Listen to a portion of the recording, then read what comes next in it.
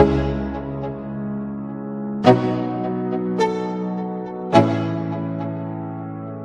go. Yo, I'm like an addict, do I gotta have it. I ain't even playing, got a really bad habit. If it moves, gotta grab it, fuse like a magnet. Lose, won't have it till I'm doomed in a casket.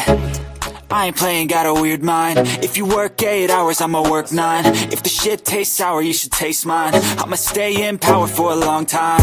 Get up, nah, I ain't a quitter. Toss me the ball, I'm a really big hitter. Big picture, I'm a straight killer. Rising the song to the highest bidder. Got juice, got gas, I'ma move fast. New shoes, new tracks, like who's that? I'm new, come back, better than last. Yeah, it's a new me, never gonna look back. I'm never gonna look back. Cause damn, I was built to last. You move slow and I move fast, and that's facts. Only I can make a change. Slowly take a step today. I will never be the same. Cause that's what it takes.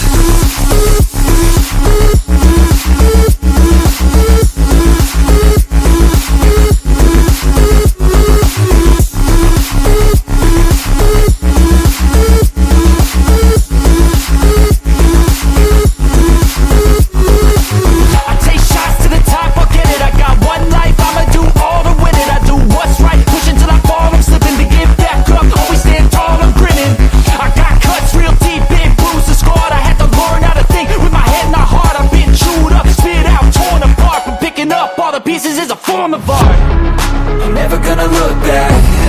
Cause damn, I was built to last. You move slow and I move fast, and that's facts. Only I can make a change. Slowly take a step today. I will never be the same. Cause that's what it takes.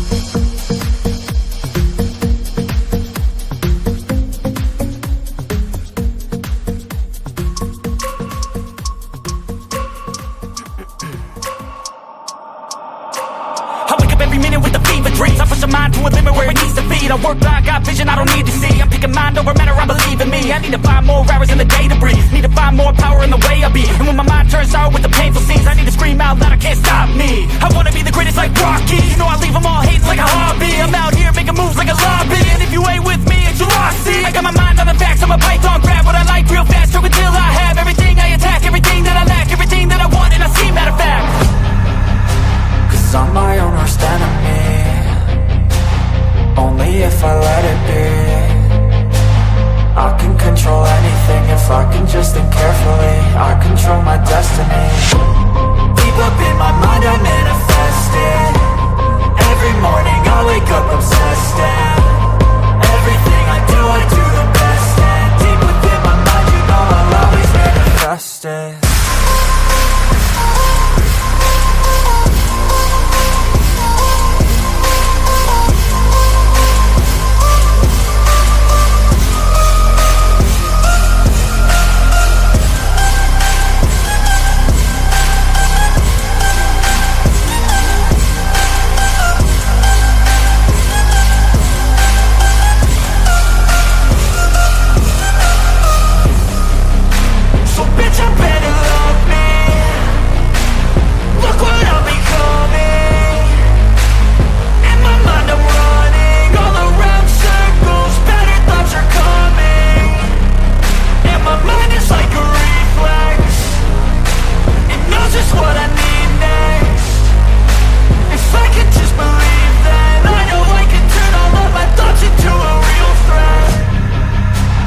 Cause I'm my own worst enemy. Only if I let it be. I can control anything if I can just think carefully. I control my destiny. Deep up in my mind I manifest it.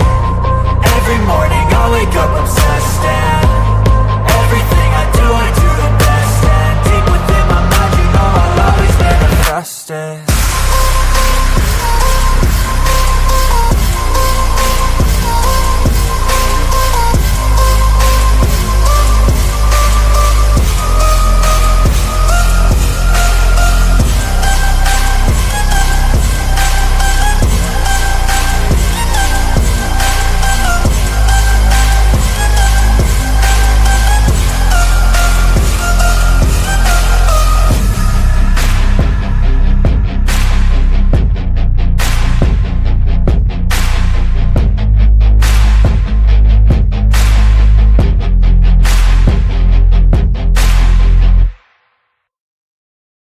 Hello and welcome to my Mind Over Your Matter. My name is Rick, and what a day! I'm tired. I'm tired. Had a long day today. I'm gonna come on here for a little bit, because I'm probably not gonna do a show tonight. Depends, because I'm gonna go out to eat tonight. So that's what I'm planning on doing. Um, but yeah, let's get to the show, right? Medical update, right? With some news, with a little bit of news. I'm only gonna be on here for like an hour, not too long. Maybe I say an hour ends up being two.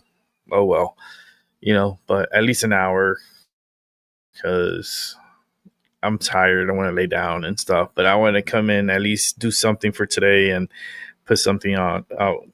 So you guys watch. Um, I went and saw the doctor today, and I gotta have surgery. So, um, they kind of was trying to expedite the surgery, and that's what they're doing. So they wanted to operate on me on Monday. So they were gonna put me Monday early morning. So I took some kind of medicine that they have to wait, for me to pass that medicine through. So they told me that I have to have the surgery on Tuesday. 1 day difference. Oh, big fucking deal, right? But yeah, so I have to go Tuesday afternoon, actually early afternoon. So probably be around 1 p.m. on Wednesday. No, Tuesday. Wednesday. What I'm saying Wednesday. I don't know. I'm gonna try to get away, um, do something, but surgery will be on Tuesday at 1 o'clock, and we're gonna figure out what's going. It's the never-ending story, but life keeps going. We get when we die, we get back to energy, and we're kind of like static energy. But your soul is here, stays here. It doesn't go off anywhere. It's here. Part of Earth. We're all part of Earth. But yeah, I gotta get that done. I was surprised because they wanted to do it on Monday. I was like, damn, that was quick. It's Friday. Like rushed. I gotta put you in on Tuesday. So okay, so they're gonna take care of that. And I guess there's some urgency, because I don't know what's happening really in my body. I only could control so much. The rest of the stuff I can't. I can't. It has um we have a lot of little aliens working within us, a lot of cells, a lot of like, like you put our like blood in a microscope, you see them. They're all over inside of you, and they would make you who you are. And well, I don't know what's going on with. I think they're on strike inside of my body. They're like, we're going on strike. Fuck this shit. I'm like, yeah, I know. Hold on. Let me smoke up with y'all. Y'all going on strike. Give me a second. Let me light up with you. So I got the medicine here. Got it all nice and ready. And let's light up. But gotta do the. Gotta get that done, and then we'll see what happens. I may. I don't know if I'll take some time off here. I don't know. Because I may be going doing something, maybe a little getaway. Yeah, because I need a getaway. I need to get away for a little bit. I need to get on the listen. I gotta get on this boat right here. Right there. You see that boat back there? Oh, I gotta get back on that boat. I gotta keep sailing to the thunderstorm. Yeah, but gonna get to some news. Hey, Moontang, what's up? Sorry, I didn't see your message until now. I had to click on the comments thing. I didn't do that. But hey, how you doing? I'll send y'all the good vibes. I like good vibes. I used to watch as a kid. Once upon a time, life is about body and all the cells fighting disease and stuff. Yeah, it go chase some waterfalls. Yeah, I think that's what I'm gonna do. Moontang. I think I'm gonna go chase some waterfalls. I think it's about time I get blessed again by Niagara Falls. I go there for the blessing of the falls, and it always helps and rejuvenates my energy and makes me feel so good.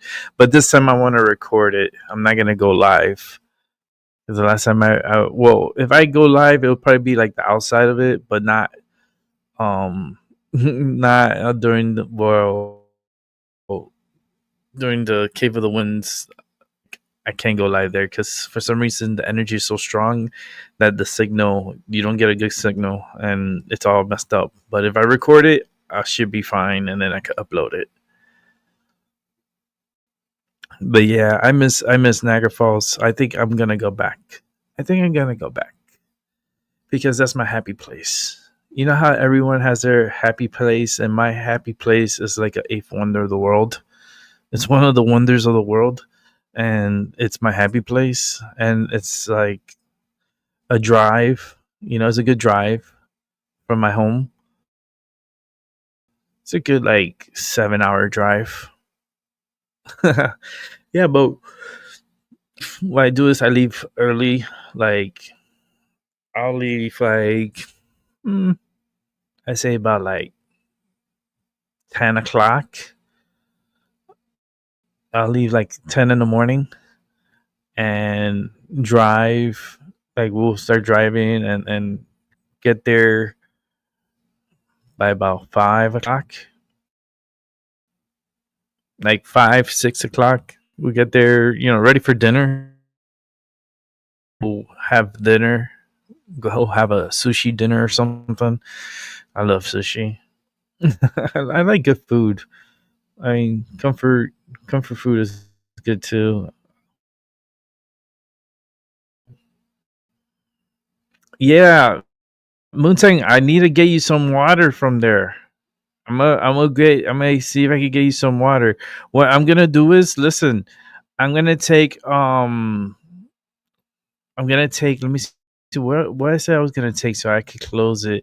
I have a container thing that I could probably fill up with the waterfalls water. Like I could probably, you know what? Let me see if I have it. Where would I have it at? Hmm. Okay, let me put on a news real quick. Something on the news, and then I'll come back and show you guys what I'm gonna take. Um, give me one sec.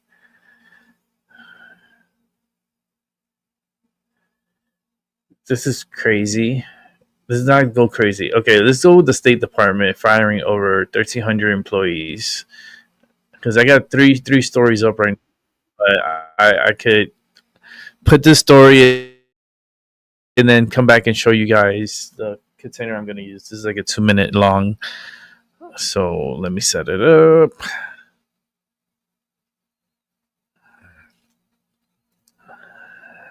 State Department. Okay, this one. Okay, let's make it big. You can see right here live outside of the State Department as folks are going in and out. I'll be right back. I do want to get back to that breaking news because we do have some new information that is coming in. The State Department firing more than 1,300 employees today in line with a dramatic reorganization plan unveiled by the Trump administration earlier this year, a move that critics say could damage America. The department is sending layoff notices to more than 1,100 civil servants and about 246 foreign service officers with domestic assignments in the U.S. That's according to a senior State Department official who spoke on the condition that they could remain anonymous. Foreign service officers affected will be placed immediately on administrative leave for about 120 days, after which they will formally lose their jobs. That, again, is according to sources that spoke with the Associated Press. For most affected civil servants, the separation period is about 60 days. Quote, in connection with the department is streamlining domestic operations to focus on diplomatic priorities. That's according to that notice. Quote, headcount reductions have been carefully tailored to affect non-core functions, duplicative or redundant offices, and offices where considerable efficiencies may be found from centralization or consolidation of functions and responsibilities. While President Donald Trump and Secretary of State Marco Rubio, as well as their Republican allies, are thinking about this and how to essentially reorganize, talked about, essentially saying here that it could damage America's global leadership and efforts to counter those threats abroad. Now, the Trump administration had pushed to reshape American diplomacy and worked aggressively to shrink the size of the federal government, including mass dismissals as part of moves to dismantle whole departments like the U.S. Agency for International Development and the Education Department. We'll make sure to keep you updated here as we do get additional information. Additional information. A lot of people are being laid off here within the government. You know, there's just too many job openings, and like there are going to be a lot of job openings at the State Department. But the problem is a lot of those people are no good people. They're like just wasting like air and wasting time, and they could get better, younger people and so forth to replenish, and they probably do a better job. But I found the canister. Like, ding, ding, ding. I got the canister. I'm going to take this canister to Niagara Falls. And I'm going to fill it up with water, Niagara Falls water. Yeah, that's what I'm gonna do. I'm gonna fill this up with water, and then I gotta figure out to get you some like little like perfume bottles, like the little bottles with the cover, so it has like a plug on the top, and then what I'll do is I'll seal it with plastic over it. So seal it so that way, you know, it stays sealed. It doesn't, you can't open it unless they break it open. But other than that, I hope I could be able to ship that. I mean, it's water. It's a, you know, It's gonna be like a little perfume bottle, but it's gonna be Niagara Falls water.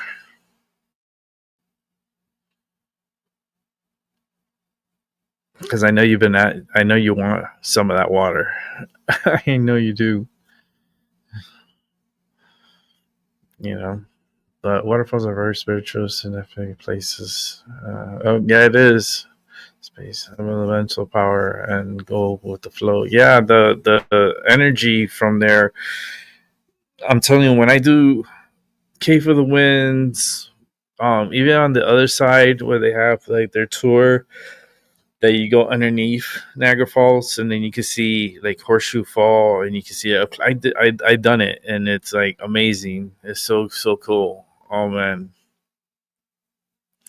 but I wouldn't mind doing it again because it's a good energy. It's very good energy, and I wanted to go. I wanted to go on the trolley because they have a trolley that goes across like Niagara. So I wanted to. I think it's on the Canadian side. The trolley. Um, it's like it's a cable car actually that goes on the ropes. Literally, you're like dangling across. It reminds me of some Superman shit. Oh man, but it's Niagara Falls is just a very special place. It's a very special. It's like everything there is like, and it is not much. The only thing there is like the falls, and the casino. They got a casino there. They got a casino on each side. The Canadians have more casinos. Oh my god, they have like a few of them on the other side of the border. And then New York side, they have one casino, a big one, pretty big one. Um, I've been in there before. It's like it's all right.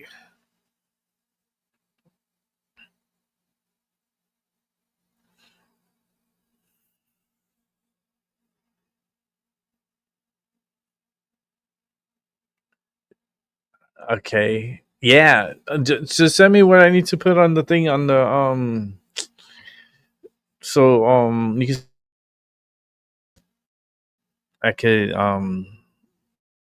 do that for you because um mm, if I do go, I hope I could go next week. Let's see how I feel after the surgery. I should be all right. The thing is, like, they put me asleep. That's like going back to the upside down for me. I have had not so good experiences coming out of anesthesia. I'm just saying, uh, it should go well. If not, then the show will go to an abrupt end, and and there will be no more shows, and then you'll have over 700 shows to go back and watch. You're like, oh shit, yeah, I did so many hours and hours and hours. It was fun. It was a good ride. But I do want to get to Niagara. I would love to see the falls again, feel the rush of the water, like be there at night. Be there in the daytime and the nighttime because it's like two different atmosphere when you go to Niagara Falls, like on the American side and on the Canadian side. The Canadian side, you got like more of a like beautiful view. Okay, you got the view, but the American side, I feel like you got like the more interactive with the falls, like Cave of the Winds. It's such a great like you get wet. You definitely get a lot of rain, like not rain, but it's water on you,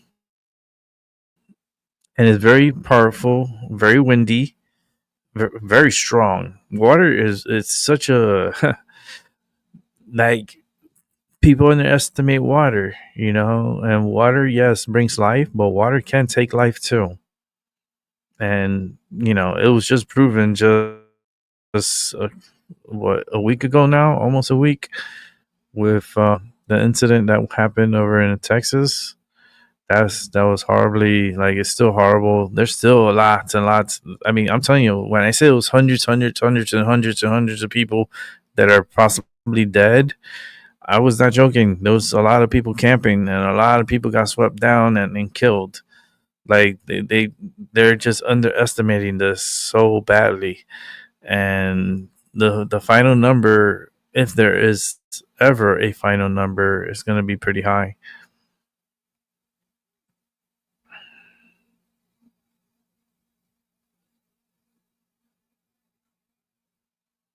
Yeah, Route 66.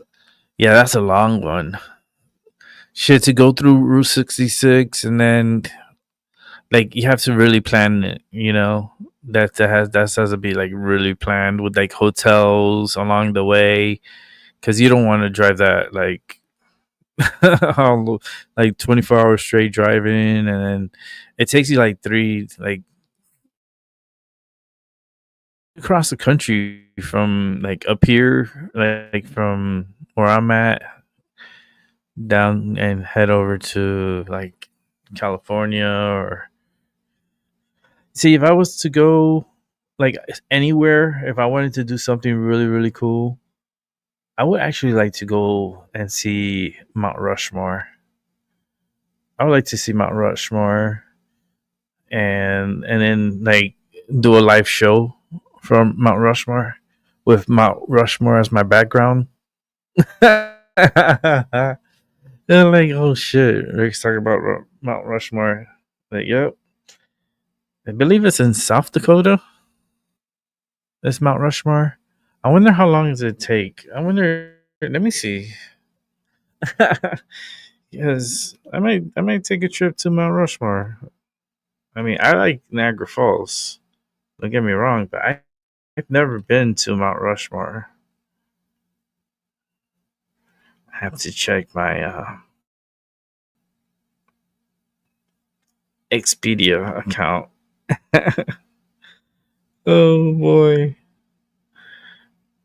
Let's see. Let's get on out of here. Yeah, because I want to see if how much would it cost to do a trip out there, and then what else there is to do there. That's like will be my secondary question, and we'll find things to do, because you can find things to do through the Expedia app.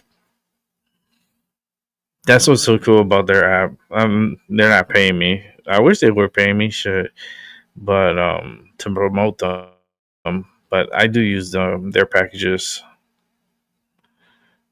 To yeah,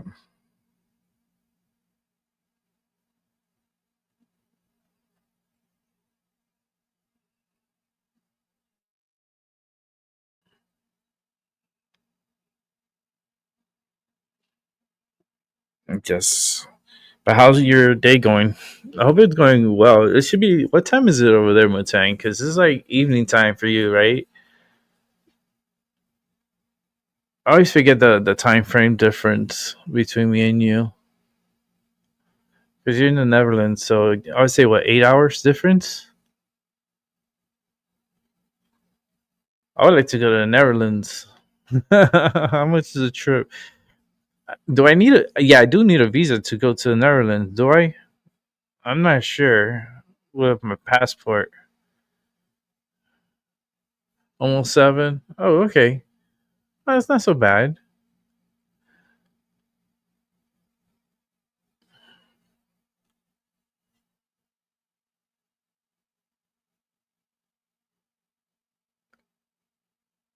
Yeah. Yeah, that had to be on the bucket list. Yeah, I would like to go to Mount Rushmore because, like I said, I've never been there. Um, Let me see where I gotta find the airport around there for Mount Rushmore. Here, South Dakota.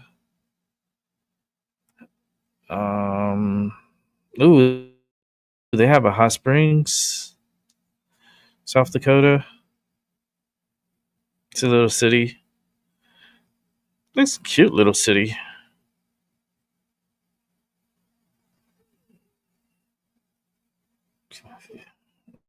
Yeah, it looks pretty cool. I gotta see what's the closest airport by there. Let's see, Rushmore. Here it is. So the nearest airport. Let's see.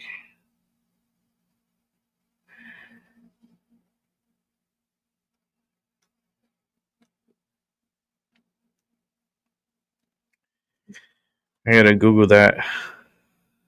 I hate using that app.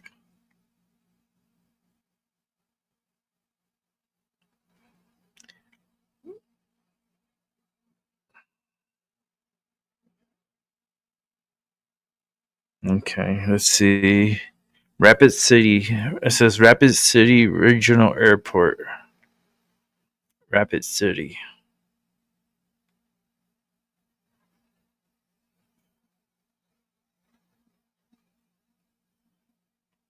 Yeah, so that's the closest. It's located 35 miles from Mount Rushmore National Memorial in South Dakota. I think. Let me see something. I am so curious. Because it's kind of like the bucket list, trying to tackle your bucket list, and I would like to get a few things done in my life that I've never done, and Mount Rushmore is definitely one of them.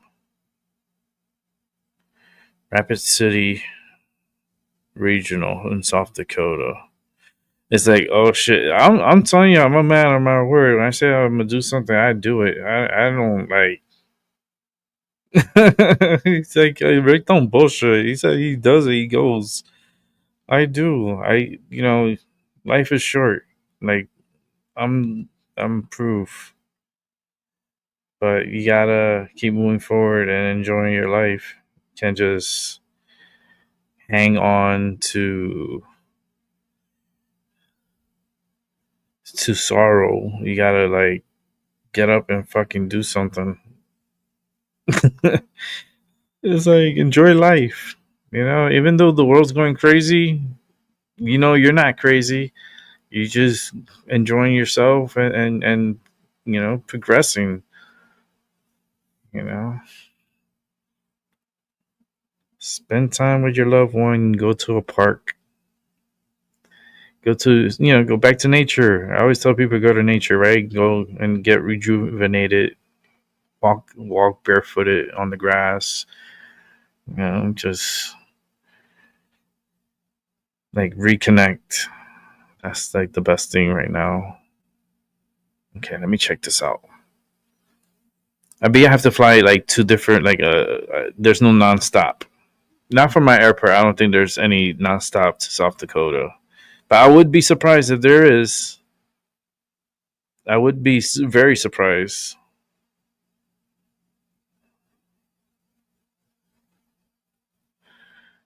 Okay.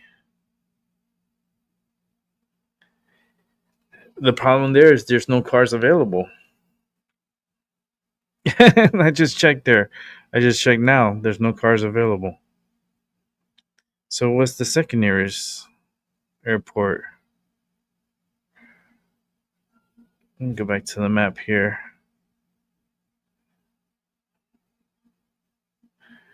Yeah, I wonder. There's no. People probably have this shit planned for like a long time. I'm doing like last minute shit. But Rapid City's over here. So Rapid City has no. Let me see something. I mean, Bill can't see what trips I got, but I would love to go to Niagara Falls. So, but I think I might do that this soon. Let me see.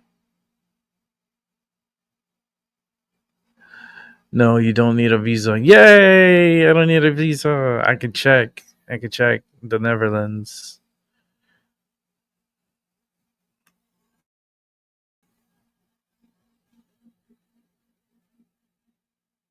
Okay, good. If I don't need a visa, then I'm not gonna stay there long. It's going to be like 4, maybe 3 or 4 days.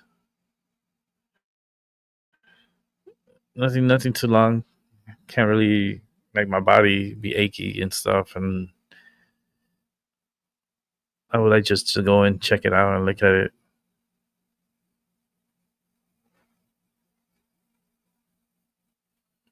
Oh Lord, you making me hungry, Moontang. Chicken burgers, Greek style. Yeah, this sounds delicious. I would love Niagara water, but it would be awesome to go see something new and be full of wonder. Yeah, I mean, Niagara Falls, I'm definitely gonna go. How about the Grand Canyon? Yeah, Grand Canyons. I was thinking about that too, because Grand Canyon, I would have to fly into possibly like Vegas. Oh, I can meet Tyson. Tyson's out there. Tyson De La Cruz. He's out in Nevada. He's not far from the Grand Canyons, and yeah, they got a lot of good stuff over here, Muntang.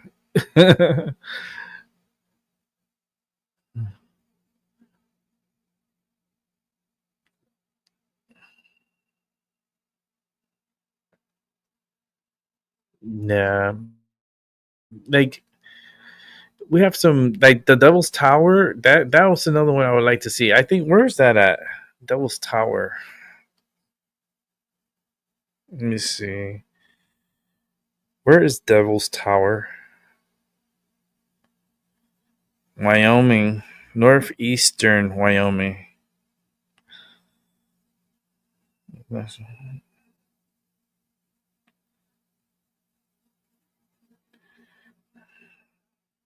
I wonder what's the nearest airport.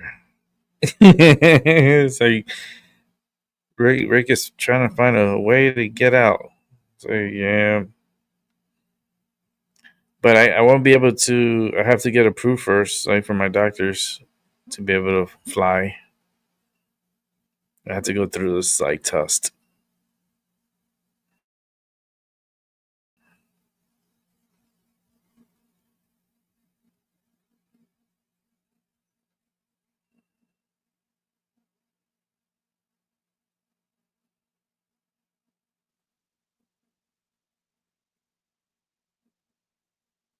Yeah, I gotta check. 2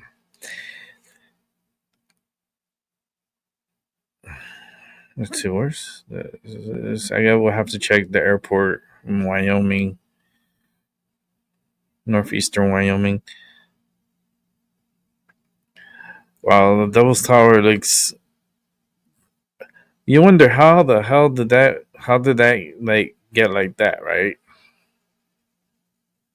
Like, what's the story behind it?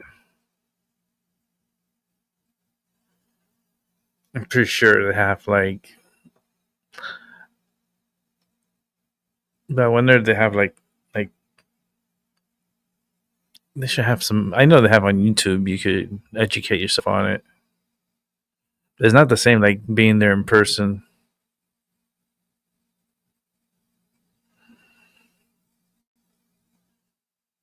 3.5 hour drive. That's not bad. From north to south and south to north, round trip 7 hours, but 3.5 hours. That's not too bad. I mean, if you're in the middle, you're even better because you're like in the middle. You just split it in half. It's like Devil Tower. Yeah, Devil's Tower looks beautiful. Yeah, I know it does. I'm just looking at it right now.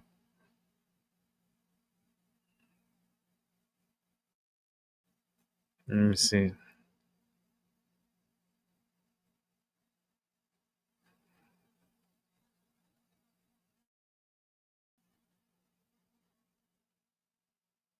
Let's see. Airport.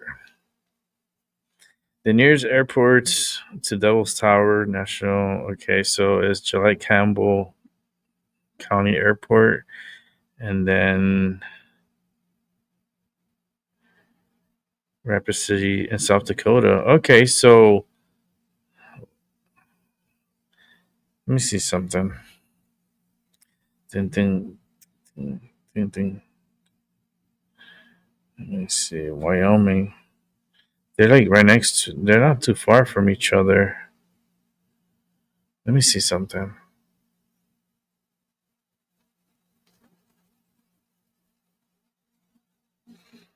Devil's Tower. Yeah, they're not that far from each other.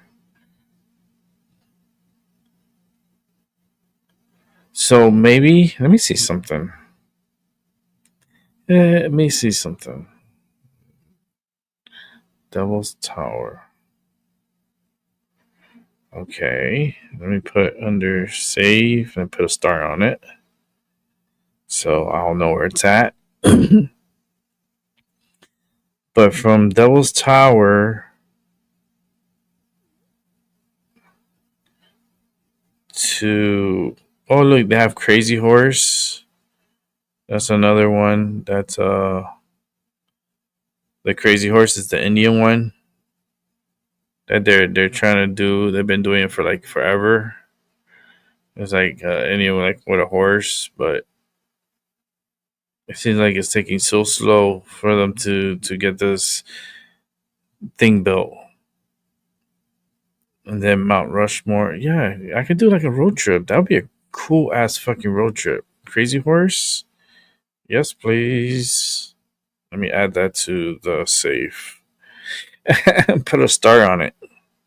Put a star on it. It'll last you longer. I could go to the Indian Museum of North America.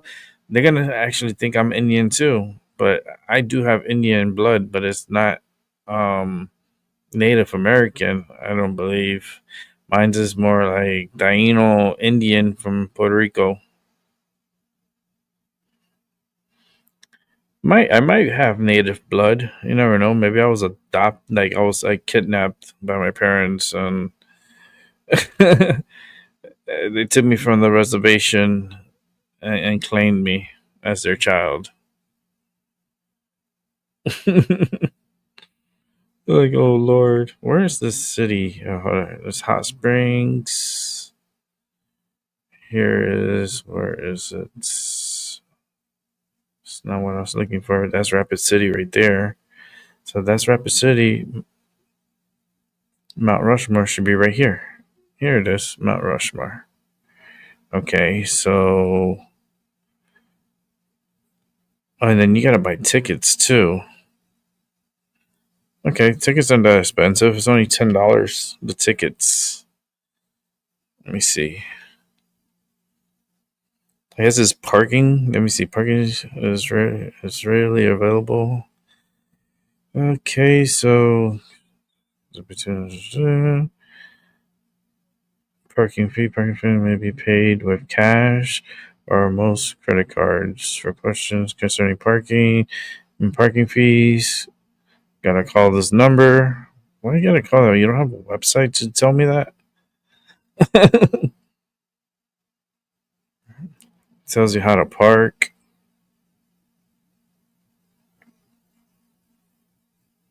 Um, Pay for parking here. Okay, they have like a machine so you can pay for parking. All right, that's cool.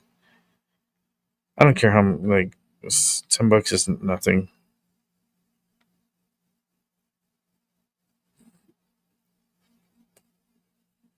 That's all it is. The parking, and we gotta like walk up to the place.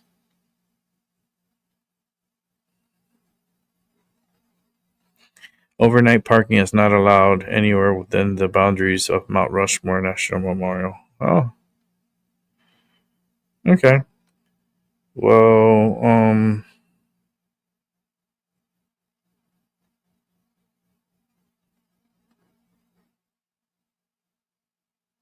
Okay. I guess that's how they make the money. They make the money off of the parking. It's only $10.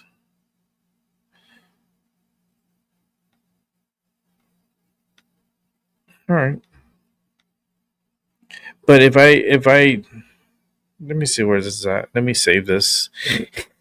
Save it. Put a star on it. It'll last you longer.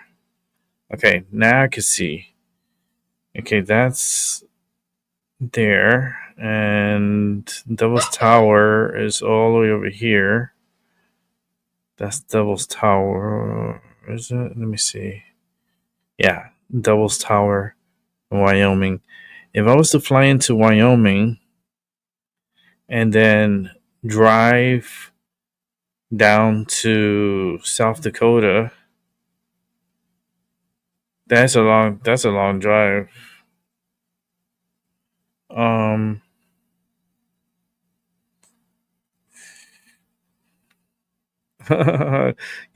It's brainstorming at the same time.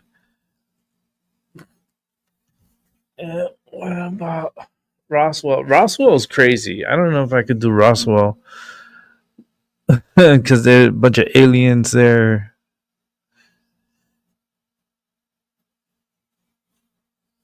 Yeah, I know. Like that's how my skin color is like that because I have Taino, like Indian blood. So I came out like Indian with the Indian color. It's like I am not black. I'm brown. But yeah, I have like straight hair. Pure Indian, like literally. If I let my hair grow and I could have been like a little Indian around here. I looked like a little Indian when I was little. I look like a little monkey. Oh no. Yep. The complexion counts. All right, so let me put up on another news I wanted to see. Let's see.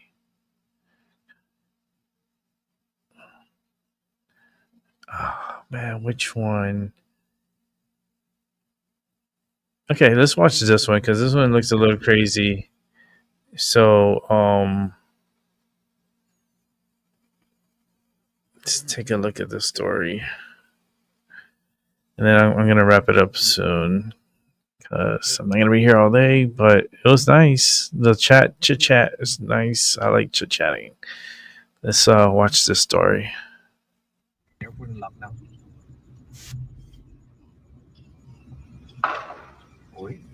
That's a different gun. You heard that? Yeah. I can finish it. As long as we got fire up it. No, I don't think so. That's another gun.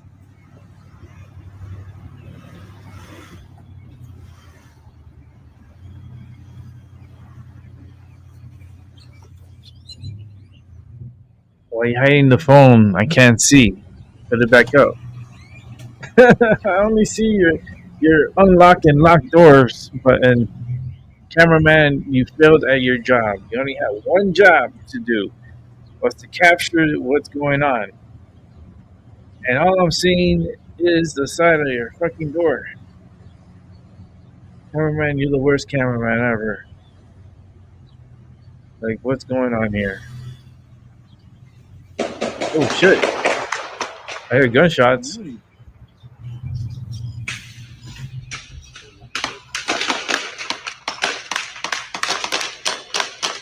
Oh shit! Wow.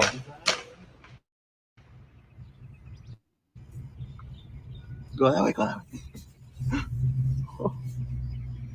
Are you gonna turn into that? Are you crazy? It's the border patrol. Yeah, station, it's at the bro. border patrol station. It's a border patrol. You're turning into a danger zone. This guy's going straight up into the danger.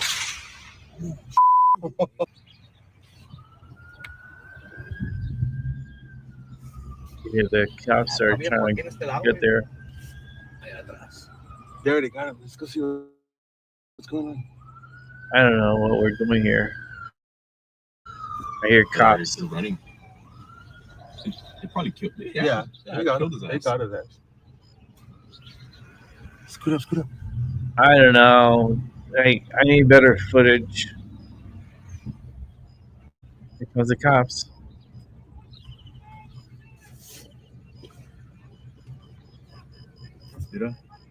Like something happened. Oh look.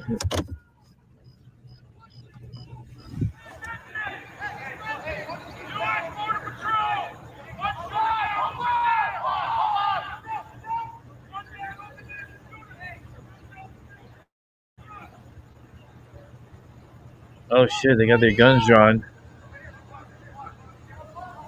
Yeah, stand behind the border patrol.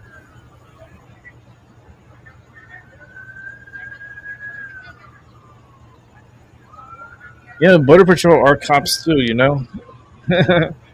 I'm just saying. You know.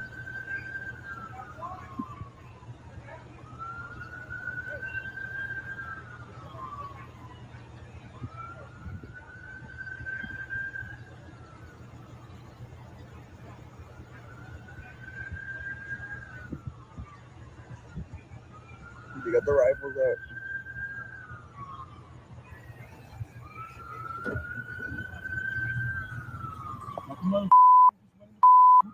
I think so. Go ahead. You already got it.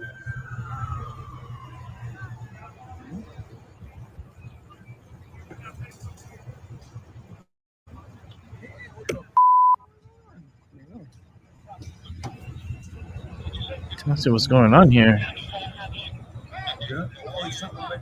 Where? You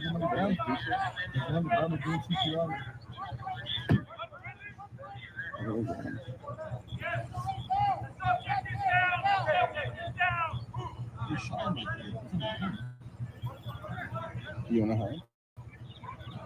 Oh, they killed somebody there.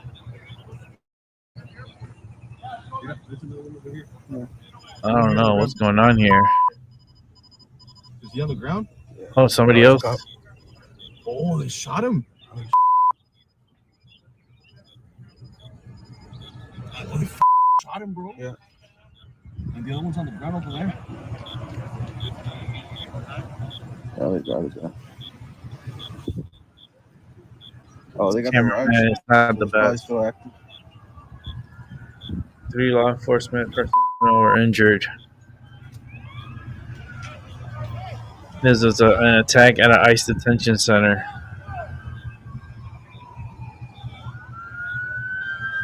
It's just called the attack. FBI is leading the investigation. This is heinous. This is crazy. This fuck heinous. This is crazy. Like that's wild. And you know the Democrats don't care. They want this to happen. They're inciting this. They want this to continue to happen, and they want it to be more. They want more. This cameraman is horrible. Rick says, "Fuck, fire the cameraman! Fire the cameraman now!" I'm just saying. What Trump had a statement here. Let me see what this is. I'm gonna pause it. I'm not gonna watch it like right now. Just give me 1 sec.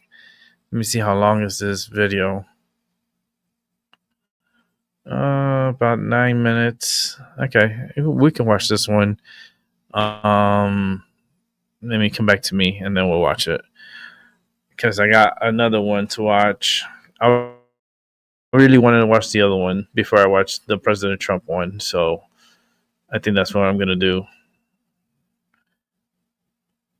Yeah, definitely gonna do that before we watch the Trump. But let me see what you wrote.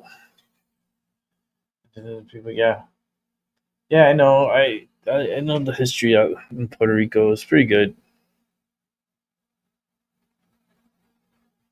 Let's see, guys, hit me with some news. Counting on you to keep me up to date somewhat don't watch much else. Yeah, and the news I bring up is fucking crazy. These burgers are good, girl. Don't make me take a flight now. I take a flight now. It doesn't take me a few hours, but I like chicken burgers. Like those are like my favorite sandwich. Like in high school and middle school too. I used to like the cutlet, the chicken cutlet sandwich. But the way they used to make it was so good, and they put cheese on it, and oh, that was like I used to love when you used to make the chicken cutlets and also the French bread pizza. Oh my god, I don't know what it is about school food, like the French bread pizza, that is so delicious. Yeah. Okay. It's gonna make me hungry. Okay, so let's go to the story here. Let me set it up because this is a part of the ice, baby. So, I think this is in San Francisco. They're running over people. Man, filming chaotic moment. ICE SUV drives through. Protesters in San Francisco. So yeah, let's watch this one. Here's set it up. Actually, make myself a little bigger there, and let's make this big, and let's watch. I didn't know it's ice. Yeah. Wow, this is fucking intimidating. I'm telling you, the cameramen are God. they should be. Oh look my, at this. oh, they're literally taking someone. They're trying to. Oh my God. I'm serious. Look, there's someone like telling people to come to the front of the car. I just saw it. God. Oh no, look at it! people Threw them on the ground. Oh, wow. No, they're lit. Yeah, these police ain't getting to play with these people. No, this just. I don't know what the is going on. What?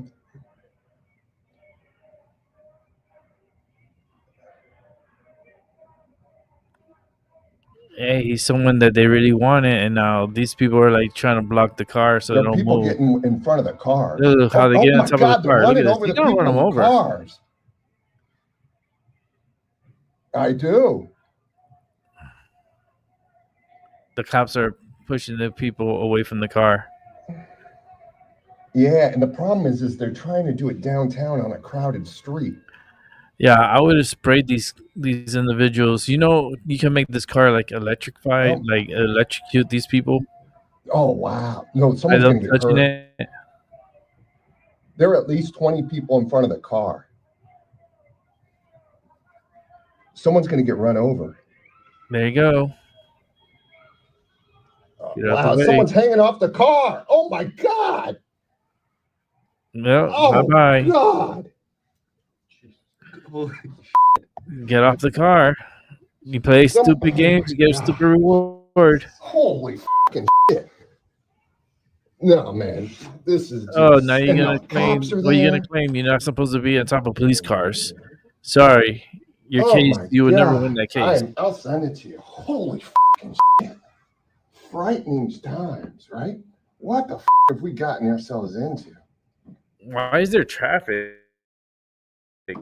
They should have had this road cleared. I don't think anybody voted for people running around with Matt. I mean, so this is just going on over there. Oh no, it's not going to stop. Oh, it won't stop. Okay, well, that was just weird. That was just weird. Oh no. Let's see what else do they got. Let's see what the Trump has to say. I guess Trump is heading to Texas. Let's see Trump going to Texas. So we're going to Texas. Some of you are coming with us. How are you? And it's a horrible thing. A horrible thing. Nobody can even believe it. Such a thing. That much water that fast. Without a dam break, you'd think a dam would have to break to have it. So it's a terrible thing. But we're going to be there with some of the great families and others, the governor, everybody is going to be there.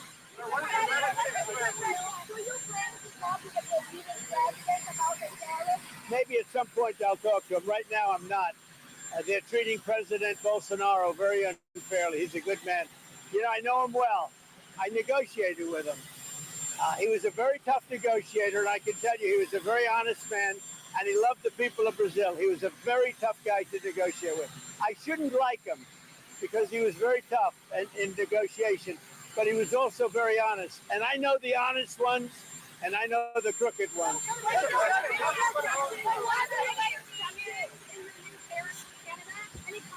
We're going to see. It was sent yesterday. They called. I think it was fairly well received. It's what we need. So we'll see what happens. Russian drones hit a maternity hospital in Ukraine overnight. I know. You'll be seeing things happening. Now that you were going to take that, are you planning on delivering any type of help for undocumented? Yeah, those poor girls. It's horrible. I think we've done very well on Yeah, those people were not protesters. Very bad hand by Biden. He allowed 25 million And if these people get injured, it's their fault. So they cannot sue the state or the federal government because you jumped on top of their vehicle. Done the right thing. Amazingly, they've really. Matter of fact, they'll probably arrest you. And they understand it's really the survival of our country. It's a very important thing. We can't have like 11,888 murderers. And, you know, something that you should have that you haven't recorded. As you know, 300,000 children are missing, right? 300,000 under Biden. We've already gotten back 10,000 of those children, and we have a lot more planned to come back. We're getting them back by the thousands, but 300,000, and we've, as of this morning, over 10,000 we've gotten back.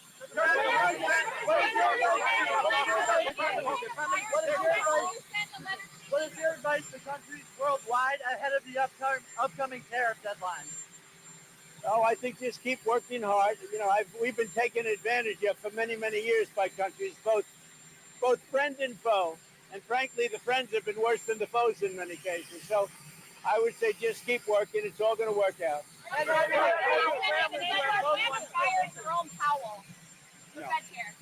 think he's doing a terrible job. I think we should be, I think we should be 3 points lower interest rate. He's costing our country a lot of money. It's because of Jerome Powell. In terms of interest, we are number one in the world. Look, I'll tell you a little simple language. 1 year ago, our country was a dead country. We were going nowhere except down. We were the laughing stock all over the world. And now we're the hottest country anywhere in the world. We're number one everywhere, anywhere in the world. And that's all they're talking about is our country. 1 year ago, it was a dead country. Now it's the hottest country anywhere in the world. Thank you. Well, that's what Trump thinks. We were their country. I don't know. I think there's more to it. Let's watch this over here. Welcome back here on Live Now from Fox, and I do want to get right back into the headlines at this hour as the administration has resumed sending some weapons to Ukraine a week after the Pentagon had directed that some deliveries be paused. That is according to U.S. officials. Defense Secretary Pete Hegseth directed the pause on some shipments last week to allow the Pentagon to assess its weapons stockpiles in a move that caught the White House by surprise. Admiral Mark Montgomery is a senior fellow at the Foundation for Defensive Democracies and heads up the Center on Cyber and Knowledge Innovation. He does have over 30 years of experience in foreign policy issues, joining us now live to discuss all of this and what happens next. Mark, thank you so much for taking the time to be here with us. Well, thank you for having me. Of course. And overall, just kind of getting into it right here, what does this decision to resume those weapons transfers there really say about President Trump? Why did he do it? And what does it say overall? Well, it says, as one would expect, that President Trump is in charge. And I think this decision, made, and I don't think it was made by Pete Hegseth. I think he was signing off on a decision. He signs a lot of decisions every day. This was a big one, but made by some of his lower level subordinates, was inconsistent with where President Trump was going with policy towards Ukraine, but more importantly, Russia. And it's really clear that President has soured on President Putin and his delaying efforts when it comes to achieving a meaningful ceasefire between Russia and Ukraine. And so it's a reflection of his desire to end the war, and the impediment to ending that war is Vladimir Putin. And I did want to ask, because you referred to this, the deliveries here, as a, quote, great first step. What's missing in President Trump's current Ukraine strategy, in your opinion and expertise? So I think this is the first step, and I think a few more things are needed. The first thing that's needed is to embrace Senator Lindsey Graham's Russia Sanctions Act, and that's to bring real, meaningful sanctions on Russian fossil fuels, their oil and natural gas. That's what primes the Russian economy. And while they are sanctioned, there are secondary and tertiary receivers of that fuel, that oil and natural gas, mostly China and India, who are violating the sanctions by taking these so-called shadow fleet oilers, illegal oilers with oil and natural gas on them. So he wants to sanction those. And if you do that, you'll cut off a lot of funding to Vladimir Putin's regime. And right here, we actually have a post from Bloomberg, as they posted on X, and said, Trump said that he plans to make a, quote, major statement on Russia as the U.S. prepares to send a volley of new American weapons to Ukraine via purchases. What do you make of that overall, this statement that's coming on a, quote, major statement on Russia? Well, I'm hoping that one of the elements of that major statement are the sanctions. The other is clearly going to be the new weapons, access to our defense industrial base, which is key. Kiev or Ukraine needs defensive weapons. That is the Patriot missiles that go on the Patriot launchers, and the what are called AMRAAM missiles that go on the NASAMS launchers, and then the AIM-9 Sidewinders that go on F-16s. Two of those three weapons were paused, and I think all three of them are going to be unpaused, and then access to even more. Those are critical because they shoot down ballistic missiles, cruise missiles, and drones launched by Russia against Ukraine. And we've seen, as coverage has shown very clearly, that those missiles are not hitting military targets. They're hitting civilian targets, civilian critical infrastructure, and killing civilians. And President Trump wants that to stop. He's told Putin, Vladimir, stop.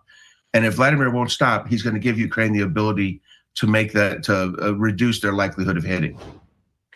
Going a little bit deeper into that right now, can you explain the weapons overall that are being sent over there, and really what you think should be sent over by the U.S. to kind of help Ukraine versus Russia? So the kind of weapons going over are mostly those defensive weapons, air defense weapons like Patriots, which go to Patriot launcher, AMRAAMs, which go on NASAMS launchers. Those both shoot down cruise and ballistic missiles, but also AIM-9 Sidewinders. They go on the F-16s that NATO countries have provided Ukraine, and the U.S. is supported with like pilot training and maintenance and stuff. And those shoot down drones and cruise missiles. So that's what's going to go. And also artillery rounds and anti-tank rounds will go. What needs to go in addition, and that's a great question because they do need more. There were places where the Biden administration had come up short for sure. And that includes like a rocket launcher system that goes on F-16 so you can shoot down drones cheaply. And then this Putin begin the reselling again of long-range strike weapons. That's the guided missile launcher rocket system that goes about 60 miles that can hit Russian forces behind the lines. And then the ATACMS, which is a long range, more like a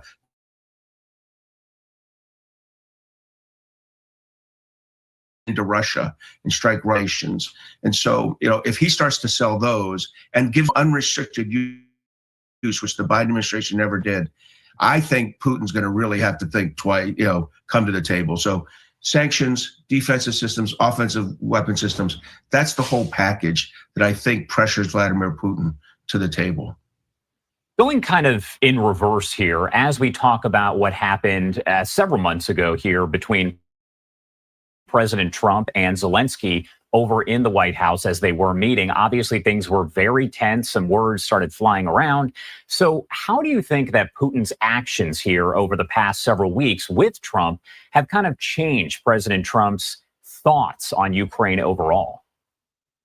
Well, that's a great point. I think it's two elements. One is Zelensky has really responded to everything President Trump has asked. When President Trump says do this, he does that. He has been an exceptionally compliant and useful and loyal partner to the United States in terms of when he goes to the negotiating table, he carries forth the agenda that President Trump wants. That's number one. President Zelensky is demonstrating his value as a partner. Number two is President Putin's ignoring President Trump.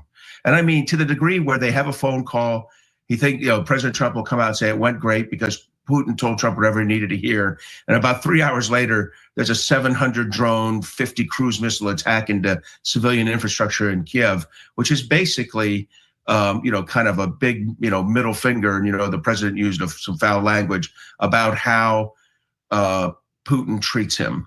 And so I think it's two things: Zelensky's willingness to do it right and Putin's unwillingness to do anything. All right. Admiral Mark Montgomery, thank you so much for taking the time to join us here and discuss all of this. Obviously a developing story, so we'll keep an eye on it. Is there anything else that you... All right, that was pretty interesting. Let me go to another news story here that I wanted to see. Let's watch together. Joining us now is Texas Lieutenant Governor Dan Patrick, and I'm sure this visit means a lot for all sorts of reasons to lots of people. I mean, there's a lot that you guys are all dealing with there. What is the most important thing for you, if you had to pick two or three, the top things that you want the president to see, know, or that you're going to ask him for? A lot of important things, and the president will bring everything we need, as he always does, to Texas and other states, red or blue, because he cares about people that stress. He cares about our citizens and their safety. And I know I talked to him, I guess it was 2 days ago, and his heart's breaking like everyone else's for these children and all the adults who are lost. The biggest thing we need, Dana and Bill, is I say prayer, but I mean that in a very strong way, not just thoughts and prayers. John 11:26 says, faith in eternal life brings comfort to many others. And I've been through this now I'm sorry, can you hear me fine? I can hear you, yes. Okay, I'm sorry, I heard your director in my ear. John 26 says, faith in eternal life brings comfort to believers. And Dana, for my 10 years as Lieutenant Governor, we've seen a lot of tragedies, hurricanes and tornadoes and floods and domestic shootings. And every time when I'm around people who have suffered great loss, tragic loss, it's always the rock of their faith that they stand on. And the president honored me by appointing me chair of the Commission on Religious Liberty to look at religious rights in this country. It always fascinates me in times like this. No one objects to us praying in the public square. No one objects to people and their outpouring of prayer. And I've gotten to meet many of these families. I gave them my cell number, call me about their children or the adults that they've lost. In fact, I'm going to a funeral on Monday. And what I see is in every situation, Dana and Bill, every situation of tragedy, people stand on their faith. We're here for a short time. They'll be rejoined in heaven with their loved ones they've lost, and it's painful now. But it's faith that gets us through first and foremost, like it did for the president a year ago Sunday when he was shot. It is faith that America stands on. It is God that America looks to one level. We'll get the money from the federal government. We'll supply the money from the state. We'll install sirens. We'll improve our warning systems. We'll take care of all of those issues. But it's faith that will get us through this. And I'm always inspired by the strength of the people I know. Here's President Trump to NBC.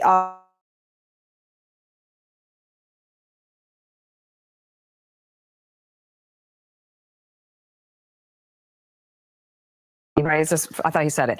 It'd be easy to blame the lighting system where alarms would go up if they see any large amounts of water or whatever it is. 2 days or the weekend before the flooding, they passed an inspection at the camp. And I just wonder what you think about that. I mean, obviously, I hear you on the faith point. Then there's the practicalities of what we can do here on Earth to make sure that these campers or others are alerted.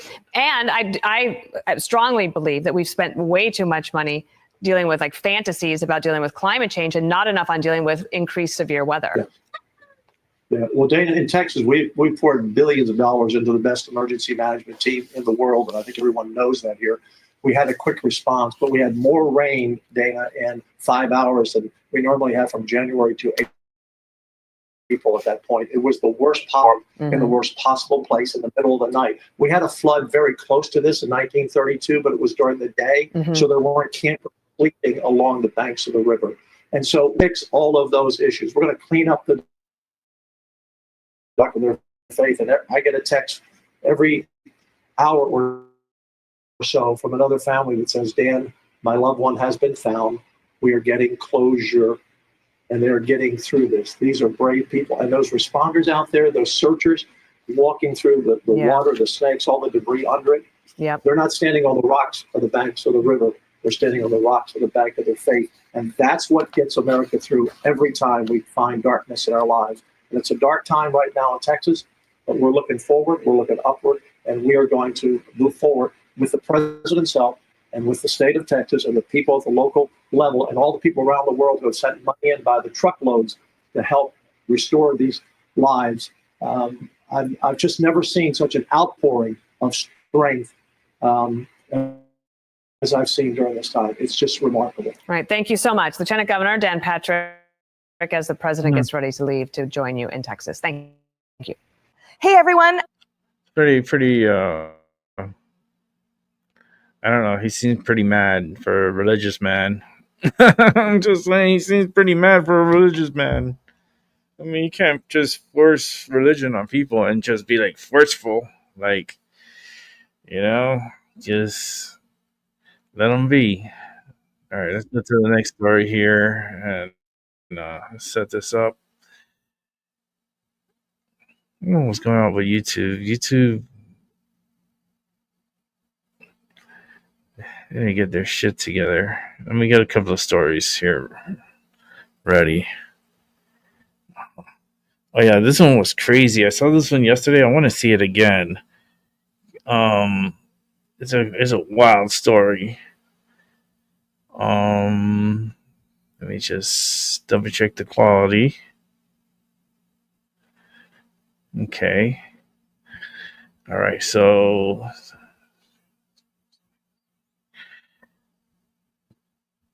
let's go to the future. In Washington. One sec. What's going on? Why are you jumping the gun here? I'm not ready yet. There we go. And actually, it's supposed to be down here. So, all right, let's listen into this report. Defense Secretary Pete Hegseth is making efforts to streamline and modernize our military by employing more modern drones. Watch this. While our adversaries have produced millions of cheap drones, before us, we were mired in bureaucratic red tape. Not anymore. We're going to bolster the U.S. drone manufacturing base by producing thousands of American-made products.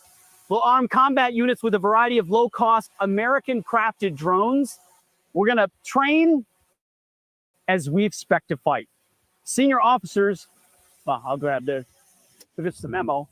Senior officers must overcome bureaucratic risk aversion in budgeting, weaponeering, and training. So here's the memo we're signing today, delivered via drones. This is the future. We're in the fight. We're in the fight to win it. I'm never going to back down. That's amazing. So, it's interesting. I knew they were going to do this. The drones not surprised. That's a huge safety problem. Landscape of war. They want to start that up. It's not easy to be a superpower when any country, anywhere in the world, can deploy tens of thousands of these cheap drones. This is an effort.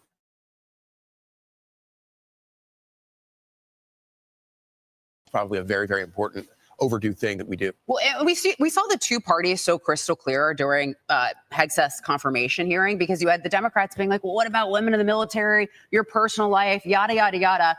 And then you had our secretary, Pete Hegseth, there talking about, no, we need to modernize the way we fight wars. ISIS doesn't follow the rules of engagement. We need to be smarter about what we do on the battlefield. And then also, by the way, we need to increase recruiting numbers as well. So he was focused on the right things. And this order of drones. You've also got China, along with the China-Cambodia Golden Dragon exercises in 2024, using robot dogs equipped with automatic rifles. So I think it's smart of us to catch up and make sure that we are the world's leader on all of this stuff, and that we're up to date with how the new battlefield is going to look like. Yeah, and it's not just catching up. I mean, every senior military commander watched that video and did a fist pump in the air, because you're talking about the bureaucratic process from weaponeering, costs, getting things through the federal bureaucratic process is why he's cutting all through that red tape so that they can quickly get these American drones and get them on the battlefield in lightning speed time, because that's what's needed in the threat environment that he's putting his war fighters in the environment of. And by the way, let's not forget, you're talking about the confirmation hearings, he's being attacked about women in the military. Every service is 100% or more up in recruiting. Wow. That's creepy. The drones, I just think that's just a creepy way to go about warfare. I mean, it seems because drones are very easy, it shouldn't have been used for battle, but since the enemy wants to use it as a weapon, now you just started like a weapons war. Like, it's a quiet weapons war going on right now. Like, they're not publicity, like it's not so like out in the public, but there is a war behind the scenes where the U.S. is mass producing weapons and dangerous weapons. We're talking about real dangerous weapons, atomic weapons. Yeah, let your mind free and just listen to that. Listen to yourself. This story is crazy. I want to see the story. This story is so freaking crazy. It was very disturbing. See, it has a warning: distressing content. I saw this yesterday. I was like, "What? This is crazy." Watch.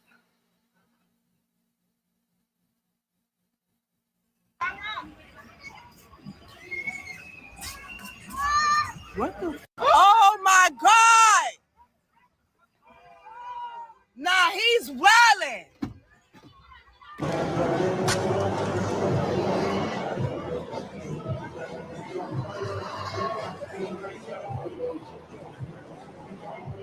We gotta say that one more time. Oh my God! He picked up the kid.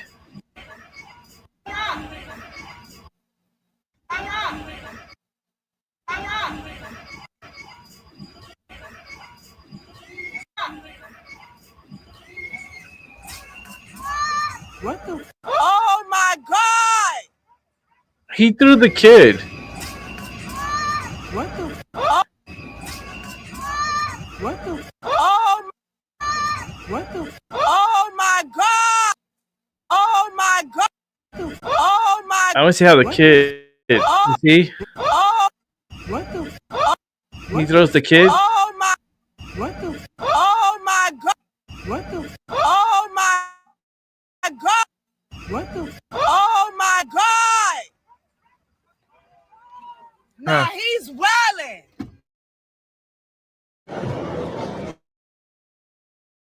That's disturbing.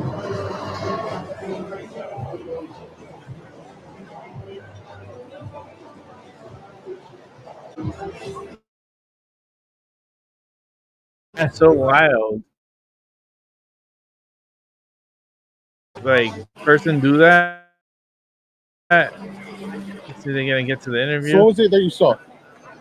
So when we pulled up, right, to work, North Smiles Sneakers lady, there was a little boy walking with his mother and his father, and he was, falling behind. So a man came and he was trying to cut him off.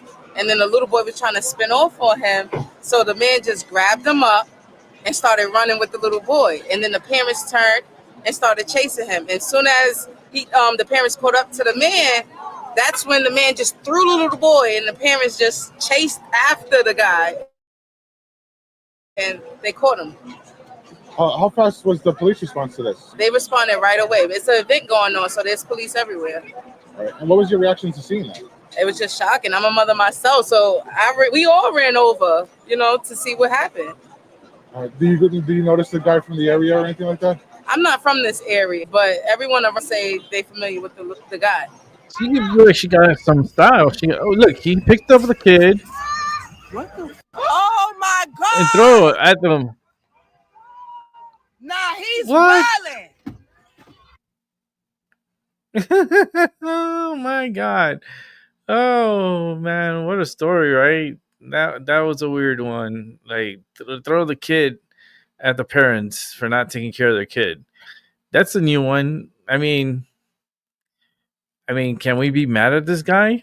I mean, was he doing us a favor? Pick up your fucking kid and take care of him by picking him up literally and throwing it at his parents? Wow, that kid hit I think his mom's leg and he landed on the ground. She didn't even go to nurture the kid. She just went straight mother beast mode. Too. Let me see. We could go back and still frame it. Put up to the man. Let's go ahead and put it silence here. And let me see if I could zoom it back, and we could watch it slow motion. Let's do that. Let's watch it in slow motion. Yeah, let's do a slow mo. Let me just pre-do it here. Change up the speed. We're gonna watch this in slow mo. It's gonna be good. Okay, here we go. Okay, there we go. Now let's watch and tell me what you think. The little boy is on the ground. Man is bent over, picking up the kid. And this was in New York. This is in New York City. Okay. Now watch.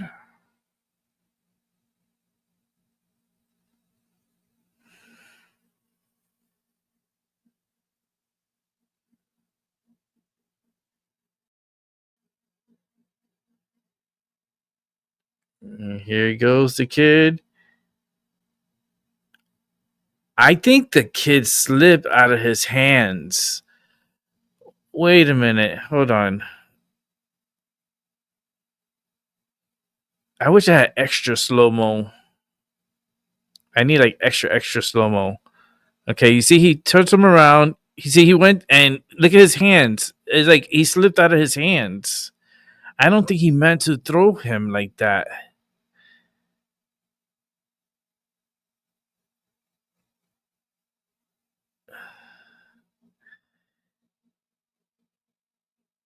Okay, I'm getting the little ball thing.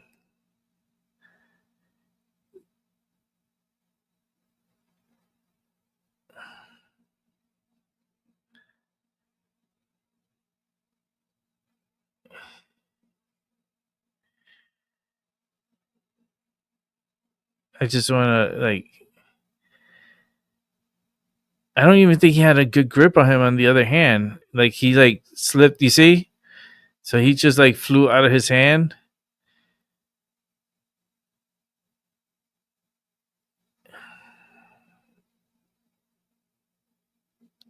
Boy, that boy hit that knee and hit the floor. Look, the kid's on the floor and the parents just ran after the guy. No one's attending to the little boy.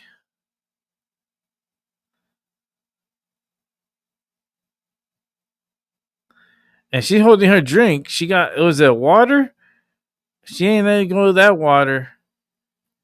She's like, hell no, I paid $5 for this bitch. And this guy threw my kid at me.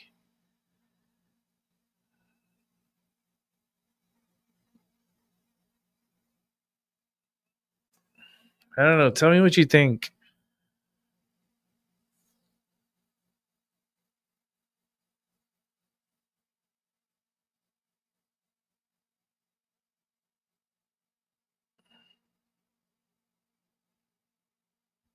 Wow. I just gotta say, it's like holy smokes. Those looks painful. It looks painful. Oh, let me see.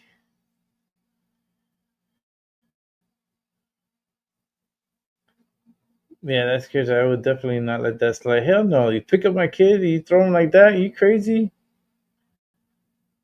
Yeah, he picked him up. He with the force, you could tell, and even if it slipped out of his hands, doesn't matter. You shouldn't have touched that kid to begin with.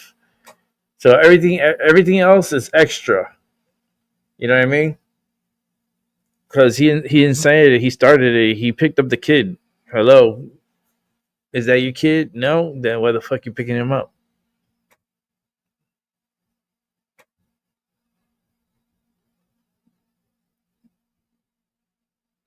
Yeah, meaning he was bracing for impact. He was definitely throwing. Yeah, he like the force, like the way he got pulled. Oh, that's crazy, right? Yeah, that force was crazy. That was a crazy one. That was crazy. What is this? Oh, let's watch this one. This is about I guess Iran is threatening Trump. Iran warns a drone strike. Okay, so Iran warns a drone may strike Trump at Mar-a-Lago. So Iran's threatening the U.S. and the president by saying that they're gonna drone Mar-a-Lago. That's gonna be pretty crazy. Give me one sec. Let's go ahead and make this nice and ready. Here we go. Well, Iran warning that a drone might strike Donald Trump while he's at Mar-a-Lago. Jillian Turner is at the State Department with more on this. Jillian, Exactly, Mutang. Well, David, President Trump is now being Yeah, I'm targeted glad they by caught the guy, too. Iranian death fatwas, including direct from regime officials themselves. Notably, this comes at the same time that Washington and Tehran now are trying to re-energize the Iran nuclear negotiations. Take a look at this pretty shocking commentary. It comes from an advisor to Iran's Ayatollah. He says Trump can no longer sunbathe in Mar-a-Lago because while he's lying down, a micro drone might target and strike him right in the navel. So in addition to being really strange, this is not the first time the president has been on the receiving end of a threat like this. An Iranian assassination plot, you will remember, was uncovered just a few weeks before the now infamous Butler rally. Nevertheless, the president didn't sound overly concerned about this new threat when he was asked about it yesterday. Take a listen. Do you think that's a real threat? And when is the last time you went sunbathing anyway? It's been a long time. It's been a long time. I don't know. Maybe I was around 7 or so. I'm not too big into it. Yeah, I guess it's a threat. I'm not sure it's a threat, actually, but perhaps it is. So one watchdog group is now demanding sanctions on Iranian clerics that have issued fatwas, these being legal decrees that call for the torture and assassination of President Trump and any other Americans. The last fatwa, you'll recall, against a U.S. citizen was Salman Rushdie. It nearly cost him his life when he was attacked on stage, right there you can see on your screen, at New York's Chautauqua Institute. The State Department spokeswoman Tammy Bruce didn't provide us details this week when we asked where nuclear negotiations stand right now. Listen. While I can't speak, obviously, to the choices President Trump will make, what we do all know is that he is a businessman. Americans appreciate that about him, the nature of how he looks at the issue of national security and safety. It's really, David, not just the president that faces a threat. Any Americans who have any ties to Iran are now fair targets to the regime here in the United States. They have said that.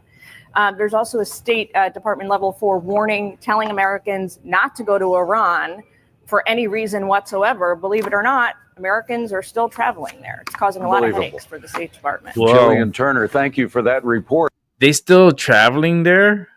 That's crazy. Why would you want to go there? I mean, I know like family and stuff, but shit, man, that's crazy, man.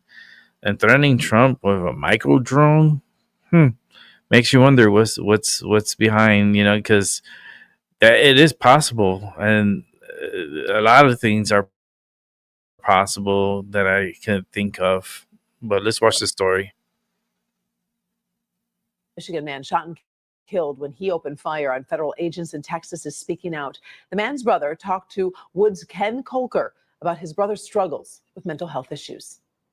They try to see if he's involved in any groups or anything like that, like groups that would hate America or hate ICE or anything. Police in McAllen, Texas, near where Ryan Mosqueda recently was living with his father, say he fired dozens of rounds from an assault rifle at federal agents and at a U.S. Border Patrol facility on Monday, injuring a police officer before authorities shot and killed him. His brother, Joe Mosqueda, who spoke on the condition we not show his face, says he never heard him talk about immigration or ICE. So there were no warnings like, I'm going to go shoot this place up. There was nothing. It was out of the blue. His brother had no known criminal record. Why was he targeting ICE, you think?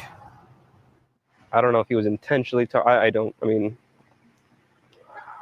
really believe it was just mental health issues. I mean, I don't know if he was just so involved in the news and he saw everything he believed online. He says his brother, who was single and last worked at a factory, started suffering undiagnosed mental health problems about a year ago, but refused to get help. He cut everyone out. Like, he cut his friends out. He started shunning his family, I guess. He stopped working. He didn't do anything besides just absorb himself in the media. Son, who he said had psychological issues and was carrying weapons in his car. My brother left the house after my dad and him had a little argument.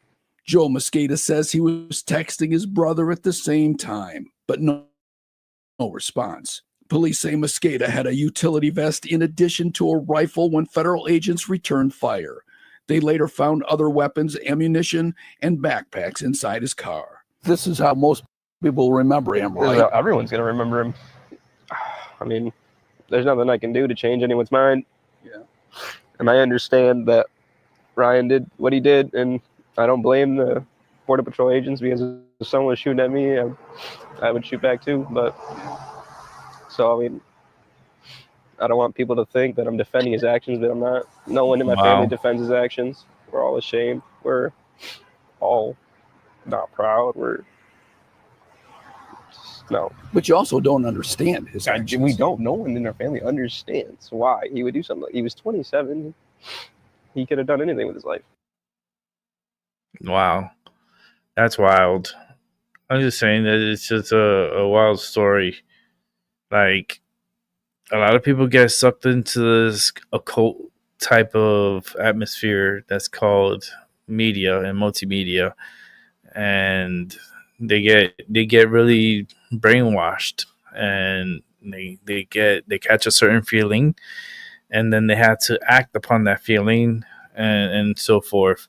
I think there's breaking news going on. Dan Bongino walks out of the FBI. He quits the FBI.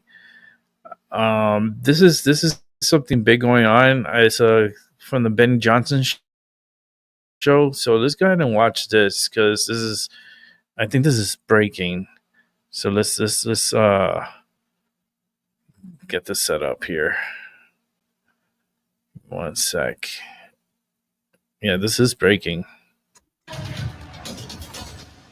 What's up, guys? It's Benny. Everybody has a breaking point. We're all human after all, and I was worried in seeing the catastrophic scorched earth fallout of the Trump administration's mishandling of the Epstein files and this case, that it would have contagion effects on some of the other individuals inside of federal law enforcement who've taken massive pay cuts and done an enormous amount of self-sacrifice in order to get into these positions.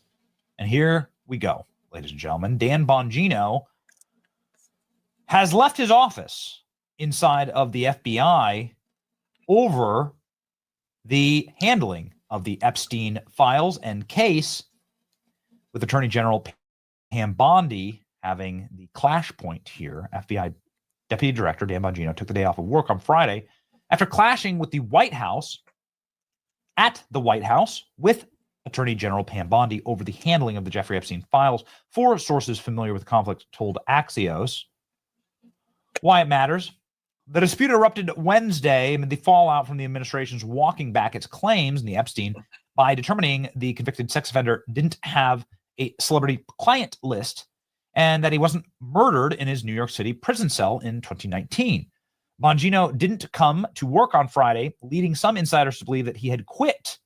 The administration officials saying that he's on the job as internal tension over the Epstein case explodes. Zoom in at the center of the argument, a surveillance video from outside of Epstein's cell. The administration release saying that it was proof that nobody had entered the room before he killed himself. We've broken that down. It's absolute garbage. It's just a matter of fact. It is garbage. It's not true.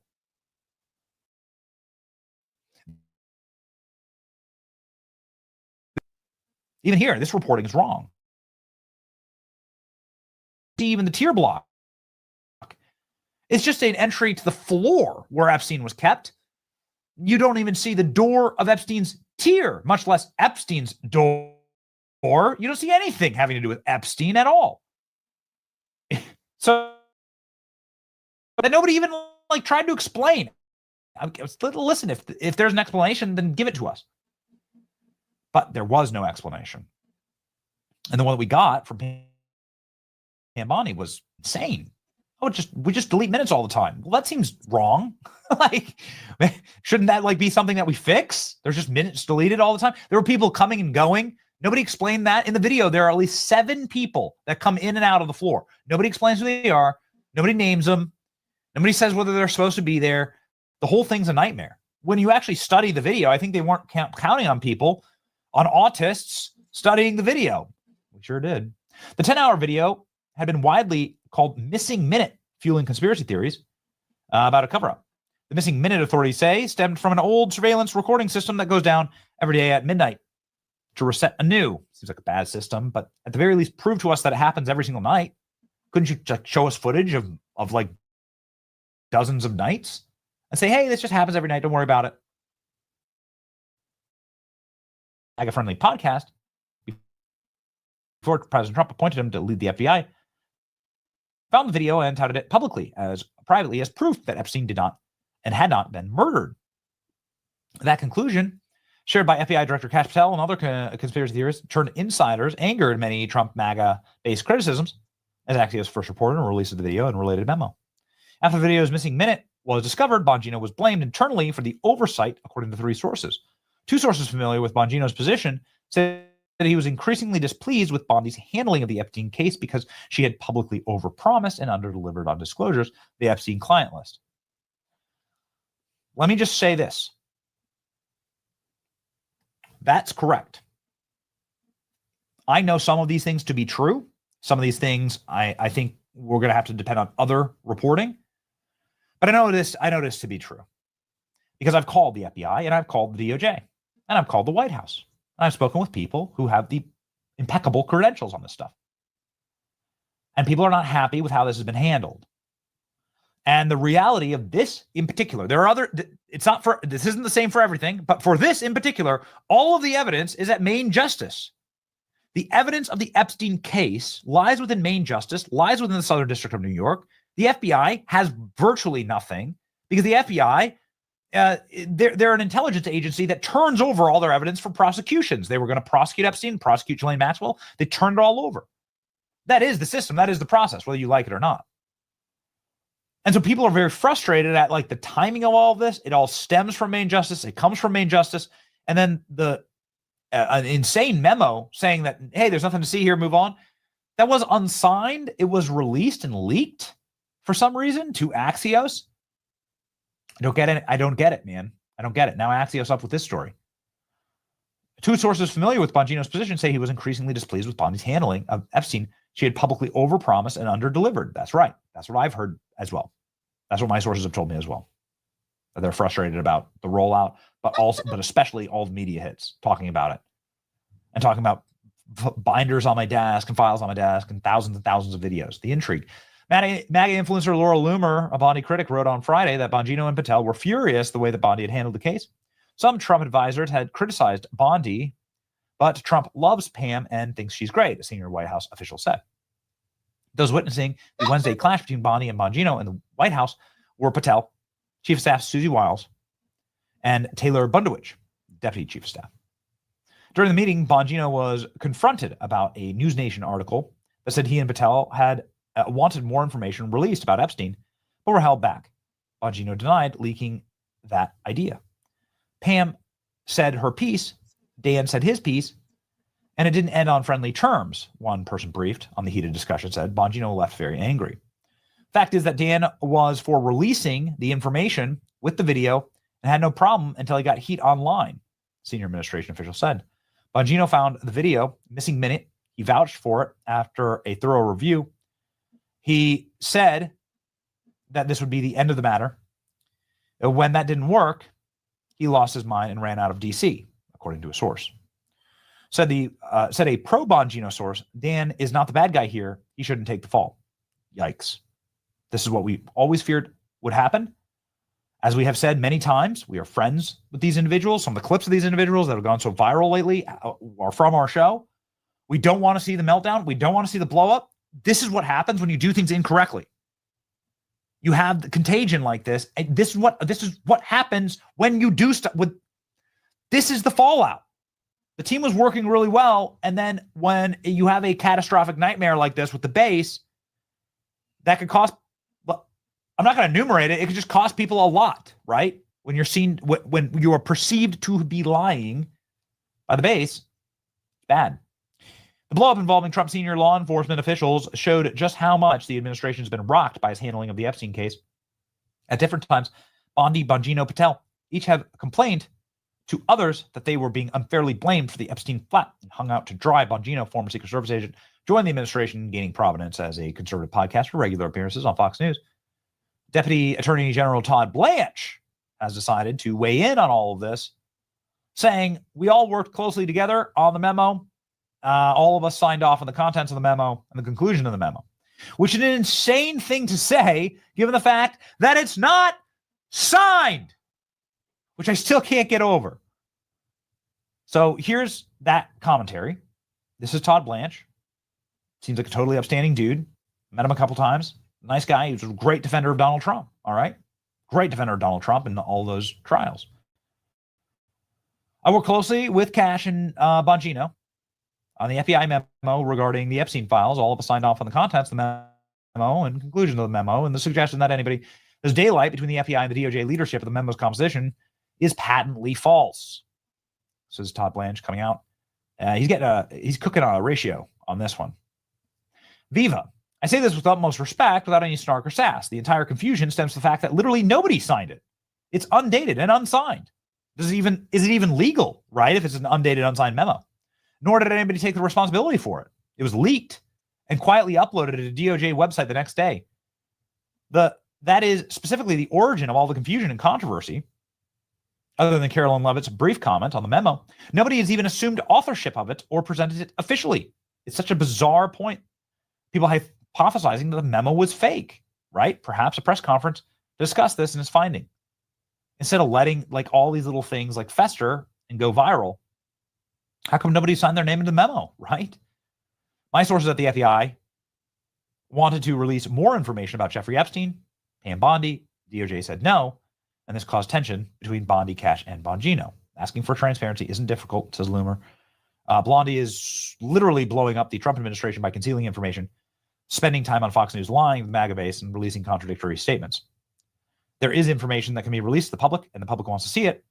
Why was the memo released on a Sunday night of the 4th of July weekend with no official signage or no names or administration officials? You only release memos on Sunday evenings on holiday weekends when you don't want anybody paying attention to the contents. Trump's team needs to read the room, and Blondie has been very damaging to the administration and damaged public trust in the DOJ. She's hurting President Trump and his staff. She lied on national TV. She needs to be held accountable for harming Trump and the public trust.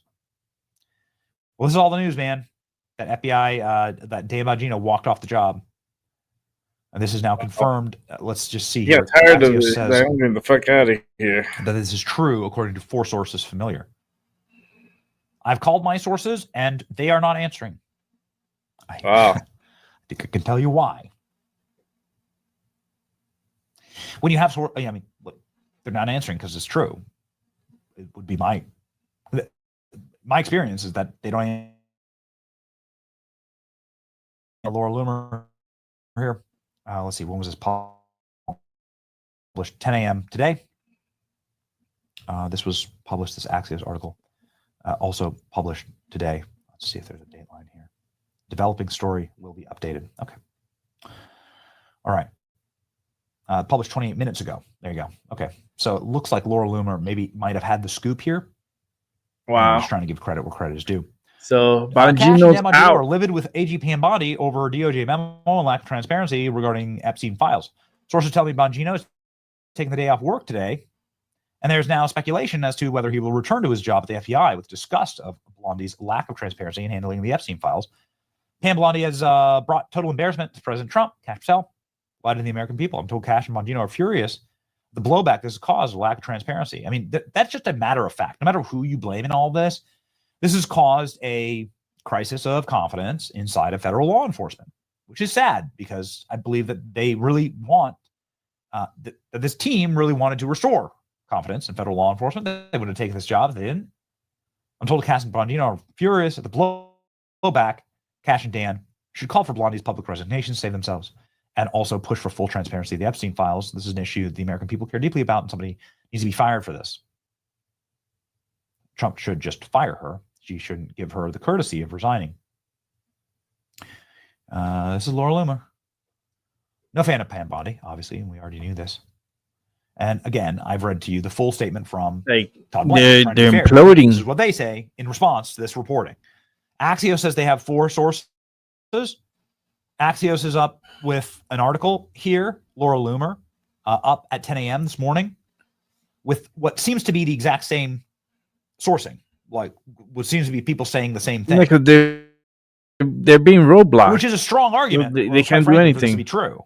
Because if Axios, who does not work with Laura Loomer, and Laura Loomer, who we know is well sourced inside the Trump administration, that's just a matter of fact. If they're both saying the same thing, then that means that the sources should stand a muster, right, and be impeccable. As I've said, I've called and my sources are not picking up. The sources aren't going to answer him. In my experience, again, because he's a reporter. I know that it's true. So just what I can say here. It's not about my, friendship. Snap takeaway from this, because it's all breaking it's news about. right now. My snap takeaway from this is I hate it. They're not going to report on this, so they still have unforced issues. error, and I don't like it because I like Team Trump, and so many of them are my friends, and I want them all to work together, and I don't want this to be fallout and to be so destructive for people's. Everybody has a rep, right? And so do we. This channel, and I want to be honest with you. And I've read the comments, and everybody likes that we are just covering this fairly and honestly, and that's all we're ever going to do. And that's all the American people ever wanted from this. So they're not his friends. Okay, friend, you can be friendly. That's great, and you talk and you meet up and this and that. But they're not friends. This is, you gotta understand. He is a reporter. So he's reporting, what's going on, and he's trying to get the scoop. So he gets a lot of the attention, but they don't want to put this in the press right now. He's part of the press.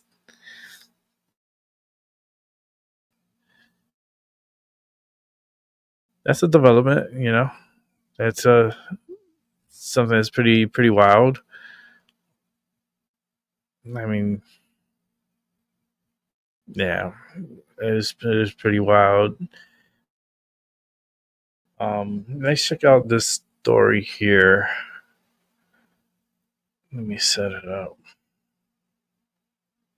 Let's check this one out.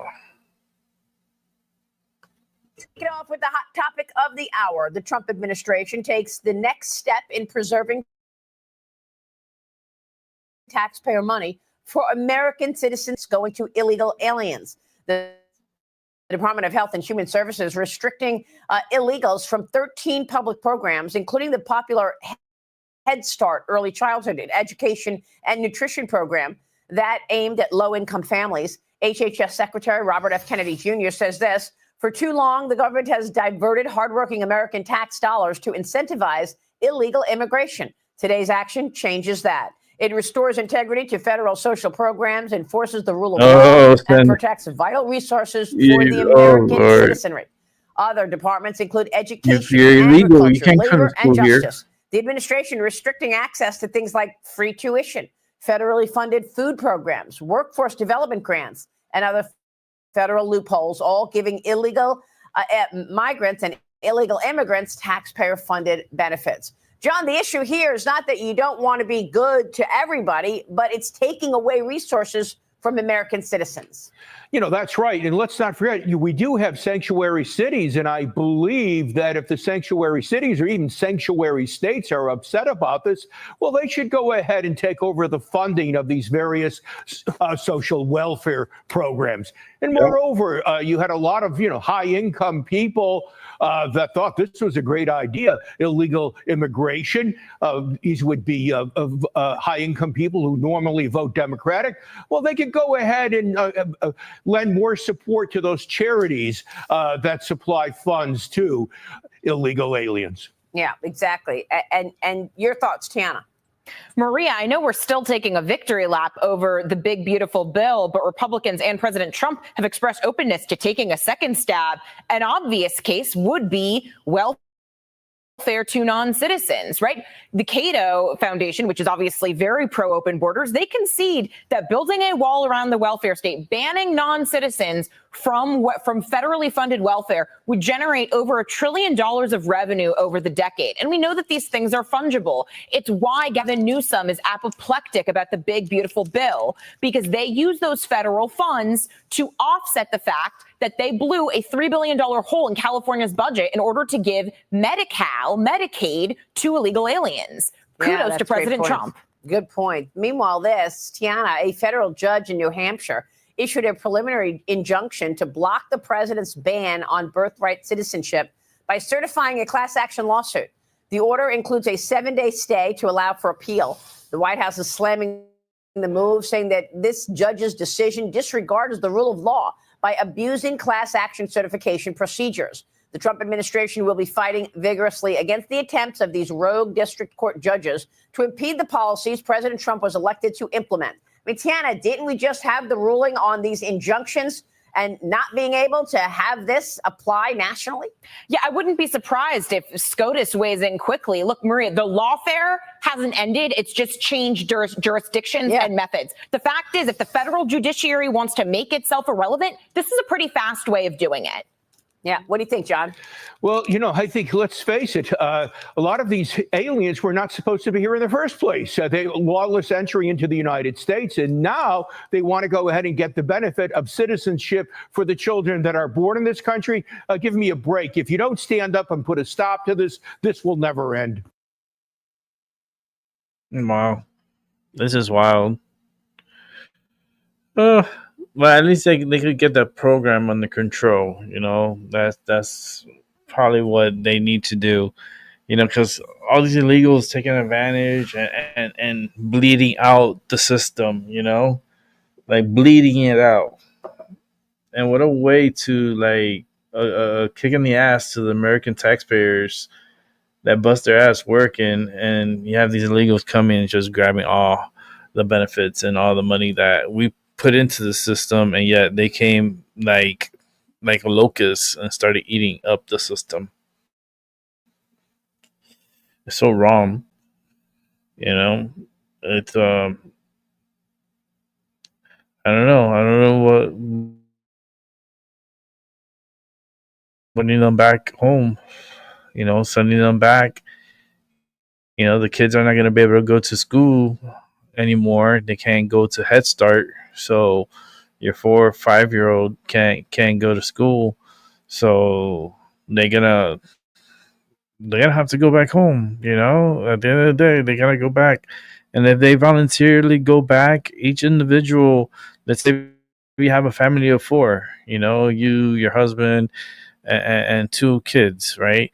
They're gonna give you $1,000 for each one of you to go back. So that's $4,000. That's a good head start to get yourself like an apartment and be able to start, you know, get yourself going and start, you know, where you're supposed to be at in your home country, you know, and get yourself, you know, get yourself a job and try to make it out over there. You know, it's just the way it is. I mean, America has so much opportunity, right? Yes. But there's proper ways of doing this. If you really want to work here and live here, stuff like that, then you have to go through the channels and get a visa, get a work permit, and get a sponsorship that, you know, you work for certain individuals and you do a certain work and so forth, and you get to send that money back home and you still stay here, you know. That's, you know, there's always been that system, but apparently, you know, the Democrats didn't want to enforce that system. They wanted the borders to be wide open and anybody to come in. And now we're overrun by like millions and millions, over 20 million easily. Like the number that flashed in my head was like 28 million, which is wild. People in this country, then those are individuals that they're going to have to be removed and sent out, and that's not going to be cheap. You know, it's a form of a weaponry that the world like threw at United States. You know, the weapon is illegal immigrants. You know, many wars and many battles, like back in the days, like when kings and queens ruled, and you know, they used to have battles and they used to, you know, go at each other. And the ones on the outside were pretty smart. They found out that if you get these rodents sick with diseases and you throw it over over to their side, it will get society sick and they'll all die eventually. It's just got to sit back and wait. So that's what they did. They shot all these rodents over the fence, and they just waited. And a few weeks later, everybody in the town and the village was dead, and the area was conquered. So I feel like that's something that what they're doing here. They came in numbers and flooded our borders and got into the country, starting like a locust. You know, when you have a locust event where they're like millions and millions all over the place, and they're eating up all the crops. They're taking up all the resources. They're eating everything. They don't care. Like they shit everywhere, you know, they piss everywhere. It's just, you know, our systems have to pay and intake all this piss and shit that these people do on a daily basis. You don't think about the stress on the infrastructure from this. Like there's a lot of things that are overwhelmed, and people don't think about that because people are just like, you know, they take up food and space, but they don't think about the whole infrastructure. You know, it's a heavy load on our system, and the fact that we have to feed these individuals and give them water, that takes water from us. The water that we pump out for us, well, all these illegals are drinking it too, and that's why, like our like gas prices are high, our food price is high. Like it's because there's not enough food, so they have to jack up the prices so that many people were able to buy that food, and that's how they try to have enough for everyone, but they're gonna jack up the price. Now, if the illegals weren't here and all those 28 million were gone, our prices would be dirt cheap because they got to move that product, because if not, it's gonna spoil and it's gonna rot. So they got to sell that shit out. So that's when the prices are cheaper. You know, but not a lot of people really thought about that. They're like bitching about your eggs are like $6, $7 like for 12 eggs. You know, it's like, how did that happen during the Biden years? Remember when the egg prices and all the craziness went super high? What do you think these migrants were eating? Eggs. Of course. You know, it's a product demand. And if you have so many mouths, remember, think about mama bird, right? And you have all these baby birds wanting to eat, and you only could spread so much to so many people, but they have so many open mouths that are hungry. That's a problem. And that overwhelms the system. And that's why we need to, you know, send them back home. And if they want to come back the proper channels. I mean, there is a system for a reason. We do have a way of, you know, coming to America. You know, it's just do things the right way. You know, and a lot of them they know they're wrong. They came through the border, they're wrong. They came and ran and swam through the Rio Grande and came like into the country and like and took buses to go, you know, California, Chicago, Illinois, or New York City.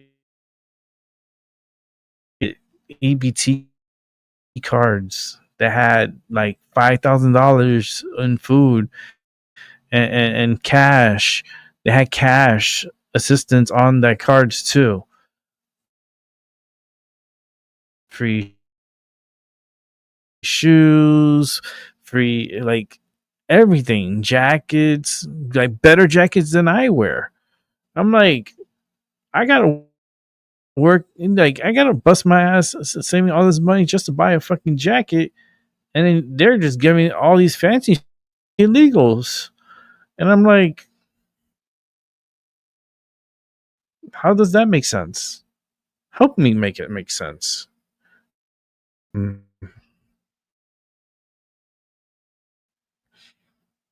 I agree. They got to go back. They got to go back, and then come back. If you want to come back properly. Come back the you know, the proper ways. Go through the proper channels. It's a lot safer. Yeah, it does take time, but we can't just force the issue by coming here illegal.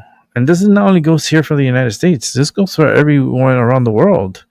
Every country around the world has this illegal problem, from the UK, from the Netherlands to Spain to everyone. Everyone has this immigration problem, you know, and what it is it's just an internal disease that is just eating up everything and eating up our resources, taking up our resources. And there's only so many people who could ride on the bus, right? But if you have that bus constantly jam packed every day and you have so many extra people on there, that puts wear on the tires, that puts wear on the engine, that, you know, everything costs. You know, then people don't think that way, but I think that way. I break it down like everything has a price, and if you put too much strain on something, it can break, you know, and it costs you more down the line. And how is that going to be helpful for the American people if we're going to be taxed and our tax money has to pay for that? You know, these buses are not cheap, and all these vehicles and everything, like the whole system. You know, you bring all these illegals, you cannot insure an illegal for car insurance. You know, a lot of them were getting a driver's license. Like here, they had a big bust in Boston where this DMV guy was giving illegals driver's license and getting paid under the table, and he will fix them the licenses, and they will come by and just you know, pick them up. And it was a big bust operation on that. And how many of these illegals have like are out there with driver's license and with social security numbers? How the hell did they get social security numbers? That's like the big like what the fuck. It's like the social security numbers is kind of, it's an American. As an American, that's entitles you to benefits in the future, and you always would be taken care of in some form, in some way, especially if you become disabled and not able to, it's a like a shield for you, for the American people. But imagine that shield gets ruptured by an overpopulated population coming through and eating up and taking up all the resources. And then what's left for you? Like, if there's nothing there, like everything's gone. They came, they took, and they left. And how long is it going to take to get population back in order? And get resources back in order. I mean, they got to push these people out, and I feel bad, for them, but they should have not done what they did. I can't fault you and feel sad for you if you're here, you're booing because you got to leave and you don't want to leave, but you broke the law when you first crossed over that border and you didn't come through the proper channels. That's where you did yourself wrong.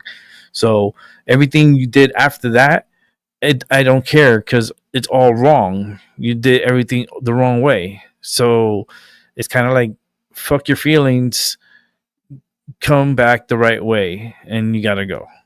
It's that's how the administration is feeling right now. They're like, fuck your feelings. They don't care about your feelings. If you're a patriot and you're part of the United States, you have no problems. But if you're not from here, and especially if you're a criminal, like, fight them, they'll fight back. And they're not coming there by like small little groups anymore. They have reinforcements. They got the budget now. They got the budget to increase ICE by tenfold or more. We're talking about big operational teams that are going to be formed in the near future. It's going to start a lot of like careers for are still in school right now. By the time they get out of high school and into society, they will have more careers, more choice. This camera's acts crazy. I'm sorry, but you'll have more opportunity to choose what you want to do in life and in a direction you want to take your life to. And that was pretty much the American dream. But not to have an invasion and then have them, take over our dream to turn it into a nightmare.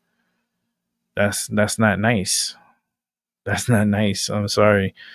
It's a really bad thing.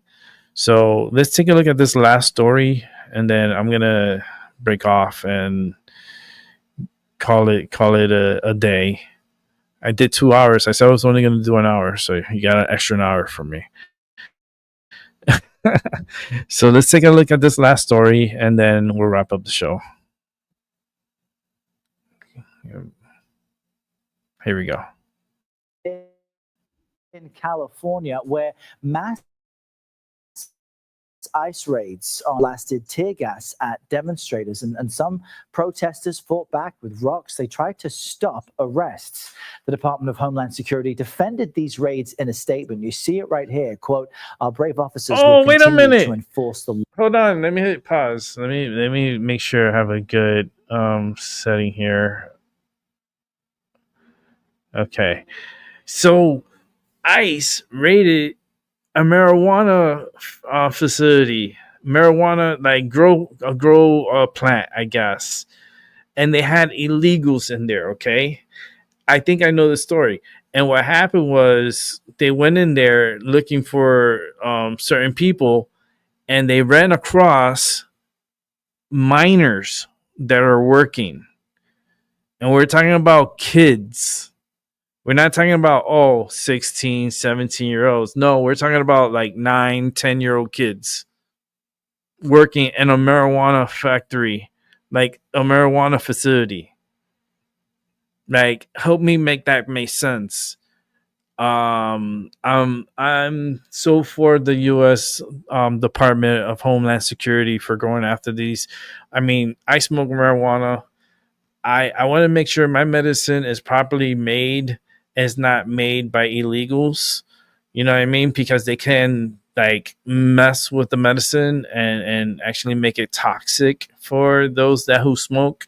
So you can't trust, because these people, they will spray some chemicals, they'll spray roach spray on. I know they've done like you got to be careful. If you're gonna smoke medicine, make sure you grab it from the dispensary, or get it from someone who you really, really, really, really trust.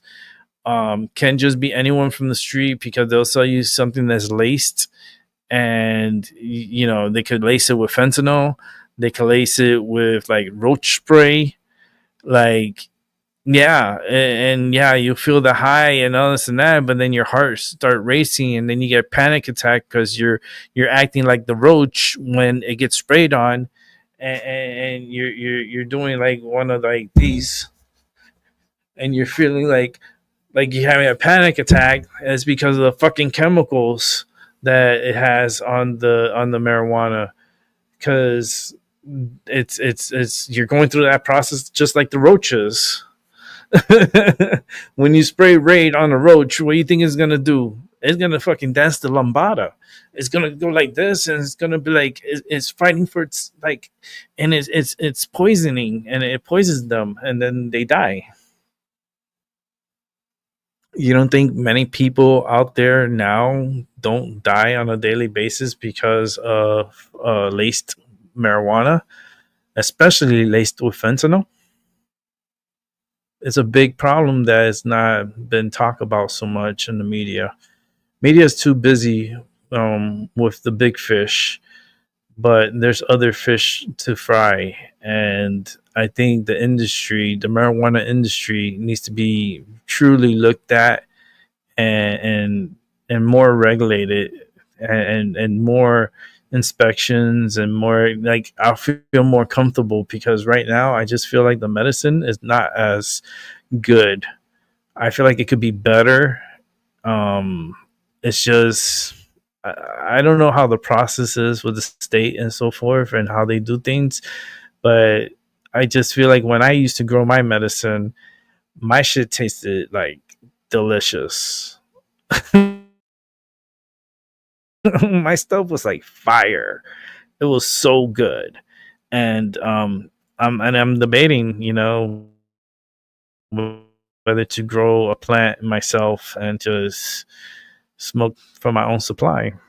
The only problem is it costs a lot of money, right? Because the light bill jumps up way too high when you grow your own, because you got the powerful lights, and then you're running the pumps, and you got a lot of timers, and you got like vacuum, like a fans, and it's a lot of stuff, a lot of process. But it costs money because you're pulling a lot of electricity. So if there was another way to replenish electricity without using, from the home, I was thinking solar, right? You could get a solar panel and charge up batteries, and then have the batteries run during the night when the sun is, not around, and then when the sun comes up, it gets recharged by the panels, and it recharges the batteries, and then you keep the cycle over and over and over. But then how many batteries is gonna take? This is it's and is it really worth it? I mean, if you grow it outside, and you have a different way of doing that way, then yeah, it's cheaper. You just got to be careful with all the bugs and all the crap, because they're like little mites that get into the medicine, and I don't like smoking mites. And when I used to do it indoors, so the medicine was like more pure, and it was more delicious, 10 times delicious than the dispensary. And it had a scent, it had a smell. Like when you smell it, it was like, whoa, it smells so good. It's not like you're only smoking it, but you're also getting like the aroma therapy from it. Oh goodness, I miss those days. I need to grow or have someone grow for me, because I have the seeds. I just need someone to grow it. That's all. But let's finish up the story, and then I'll talk at the end. Hope you guys are having a good day. Let's see. I want to bring in CBS News correspondent Carter Evans. Carter Evans, you're at the location of one of those two raids yesterday. Just explain what happened and how it escalated so quickly. Yeah, it's been 2 hours and 21 minutes. First, I kind of want to set the stage for you right here. I'm outside the entrance to this facility here. This is a cannabis farm, and that's why it's so secure. Cannabis is legal here in California, and we understand that this facility is licensed. You see that woman there behind me? She just showed up a little while ago. She believes a relative who was perhaps targeted by the ICE raid yesterday is still hiding inside there. We had relatives here pretty much all night hoping that they would find individuals that were hiding inside. We heard that 2 came out overnight that had been hiding in a water tank. So it was. It's been an eventful evening as well, as people have been trickling out of here. But apparently, one more. You're right, Wu-Tang. The ICE raid started at around 9 a.m. Especially what you just wrote. We're not clear exactly why they were here, but the problem is company here that owns this farm did mites. say that they showed up with a I don't warrant, wanna and the smoke company mites. said it complied. We saw them rounding The up mites, dozens mold. and dozens of people. Yeah, if you and don't know what putting you're them on doing, buses and and you don't taking have them it away. controlled properly, And really you can within damage your minutes, crop. the protesters were here. There's people in there trying to get their family members out, and then just to push us out, they started tear gassing us, and it burns really bad. It's like we're not really doing anything. So the protesters were trying to block these arrests and trying to Yeah, get to everything. Yeah, family it members sucks when it as well. happens. And you Thank saw God it what never happened ensued. to me. There was some gas canisters thrown. It looked like it was tear gas, and there were also rocks thrown at the federal Like agents' all these people vehicles here as that well. are So like, it was a somewhat in front of the violent agents clash should be here arrested. yesterday. Yeah, and they could very well be relatives and friends of people who work at They this all should be farm. arrested. Look, this one Certainly throwing a tight-knit rocks. community. Carter, there were also reports of at least one person pointing a gun at agents. What do we know about that? Yeah, and so there is video of this too, and this appears to be an agitator that may have been among the protesters, but you see this individual running with a group, and he does appear to have a gun in his hand and firing in the direction of ICE agents. Now, I hear this woman here yelling behind me. I know she is trying to get in touch. She might be talking with him on the phone and trying to convince him to come out, but we're going to keep an eye on this one, and if it does... Oh, I see her motioning over right now, so it looks like he may come out. The question is, will this individual come out? They're always concerned that ICE is right around the corner, and this is what life is like for a lot of these individuals lately. This is all they think about. If they go outside, their relatives could be snatched. And a lot of these families are mixed status, so you've got parents that have been here maybe 10, 20 years, children who are citizens, grandchildren who are citizens who've made a life here. So it's very scary for all of them. And as you can see here, this woman's still anxiously awaiting her loved one to come out. And, I thought that might be him. But we'll keep an eye on it here, and we'll get back to you a little bit later. Remarkable to watch this unfold in real time, Carter, as you stand at one of those two facilities with a woman seemingly trying to get in contact with a relative who has, I guess, gone missing or may still be in hiding. It really speaks to how nerves are on edge there in Camarillo, California. We'll keep chatting with you throughout the day. Thank you. That's wild. I'm just saying that's just a wild thing. Let me go back because I wanted to see this here. And this will probably be the last one. All right, welcome back, everyone. The White House is vowing to fight a federal judge's decision to temporarily block President Trump's executive order ending birthright citizenship. Now, the judge signed off on a class action lawsuit that includes all children who would be affected. CBS News immigration and politics reporter Camila Montoya Galvez can break this all down for us. He's joining us from Chicago. today. Good morning, Camillo.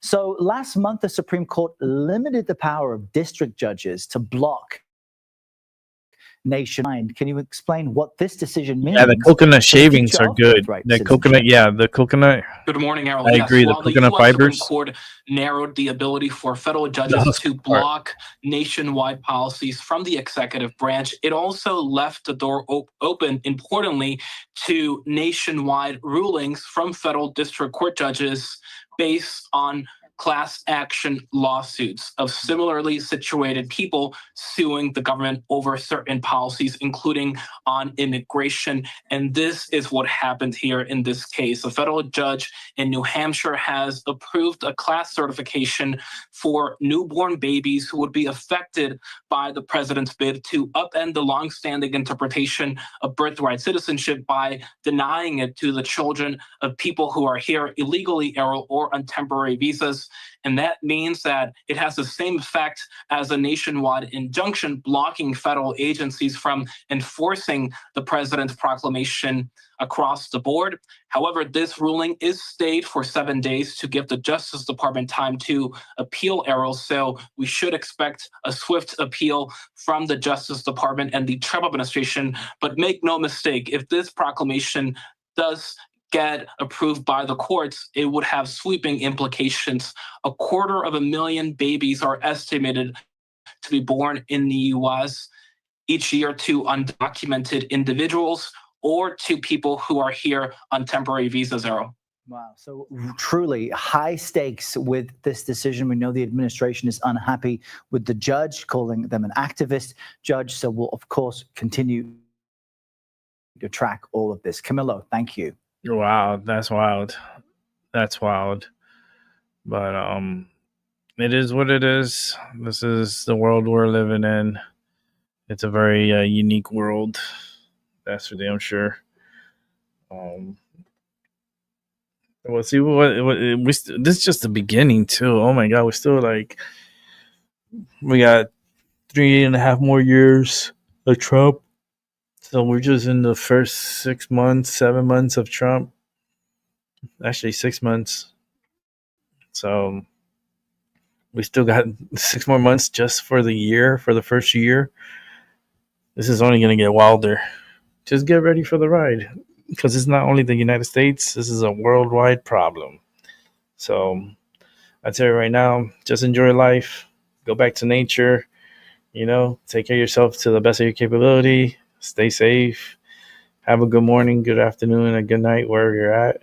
And I'll definitely catch you on the flip side. And I'm going to take it easy today. I'm going to have a good meal tonight and just relax. It's Friday, but I'm not doing a show tonight because I'm going to watch some movies. I want to watch the older Superman. I want to watch the old Superman. I saw the new one yesterday. It was okay. It's watchable. It was okay. I mean, I just didn't like the close up, the camera close up to his face, and you see his facial expressions. He looked really weird, weird. But I think the dog is what kind of made it weird too, because whoever, I wasn't high enough for the movie, I think.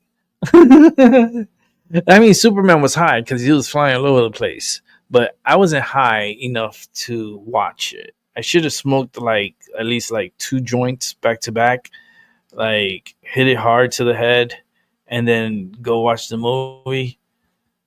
And then I would be like, oh wow, I'm high too. Because there's a lot of shit that in that movie that it's okay, can't really happen that way, but but it was okay. It was a good movie. I saw it in 3D, so it kind of made it better in 3D. But regular digital, I don't think it's gonna be. It's not worth it. The 3D is super nice. It's super crispy, and it's a clear picture, and I actually really enjoyed it. It made a big difference. So if you could watch it in real 3D, yeah, spend $16 to watch it. That's what it costs. Well, 16 plus tax. And then enjoy it. You know, it's a summer movie, and yeah, there's a lot of movies I gotta catch up and watch too. So have a great weekend. I'll be back on here tomorrow to talk some more, and yeah, continue having a good day. And Mutan, it's nice seeing you in the chat. And everybody else who came through, truly appreciate you guys. Have a great one, and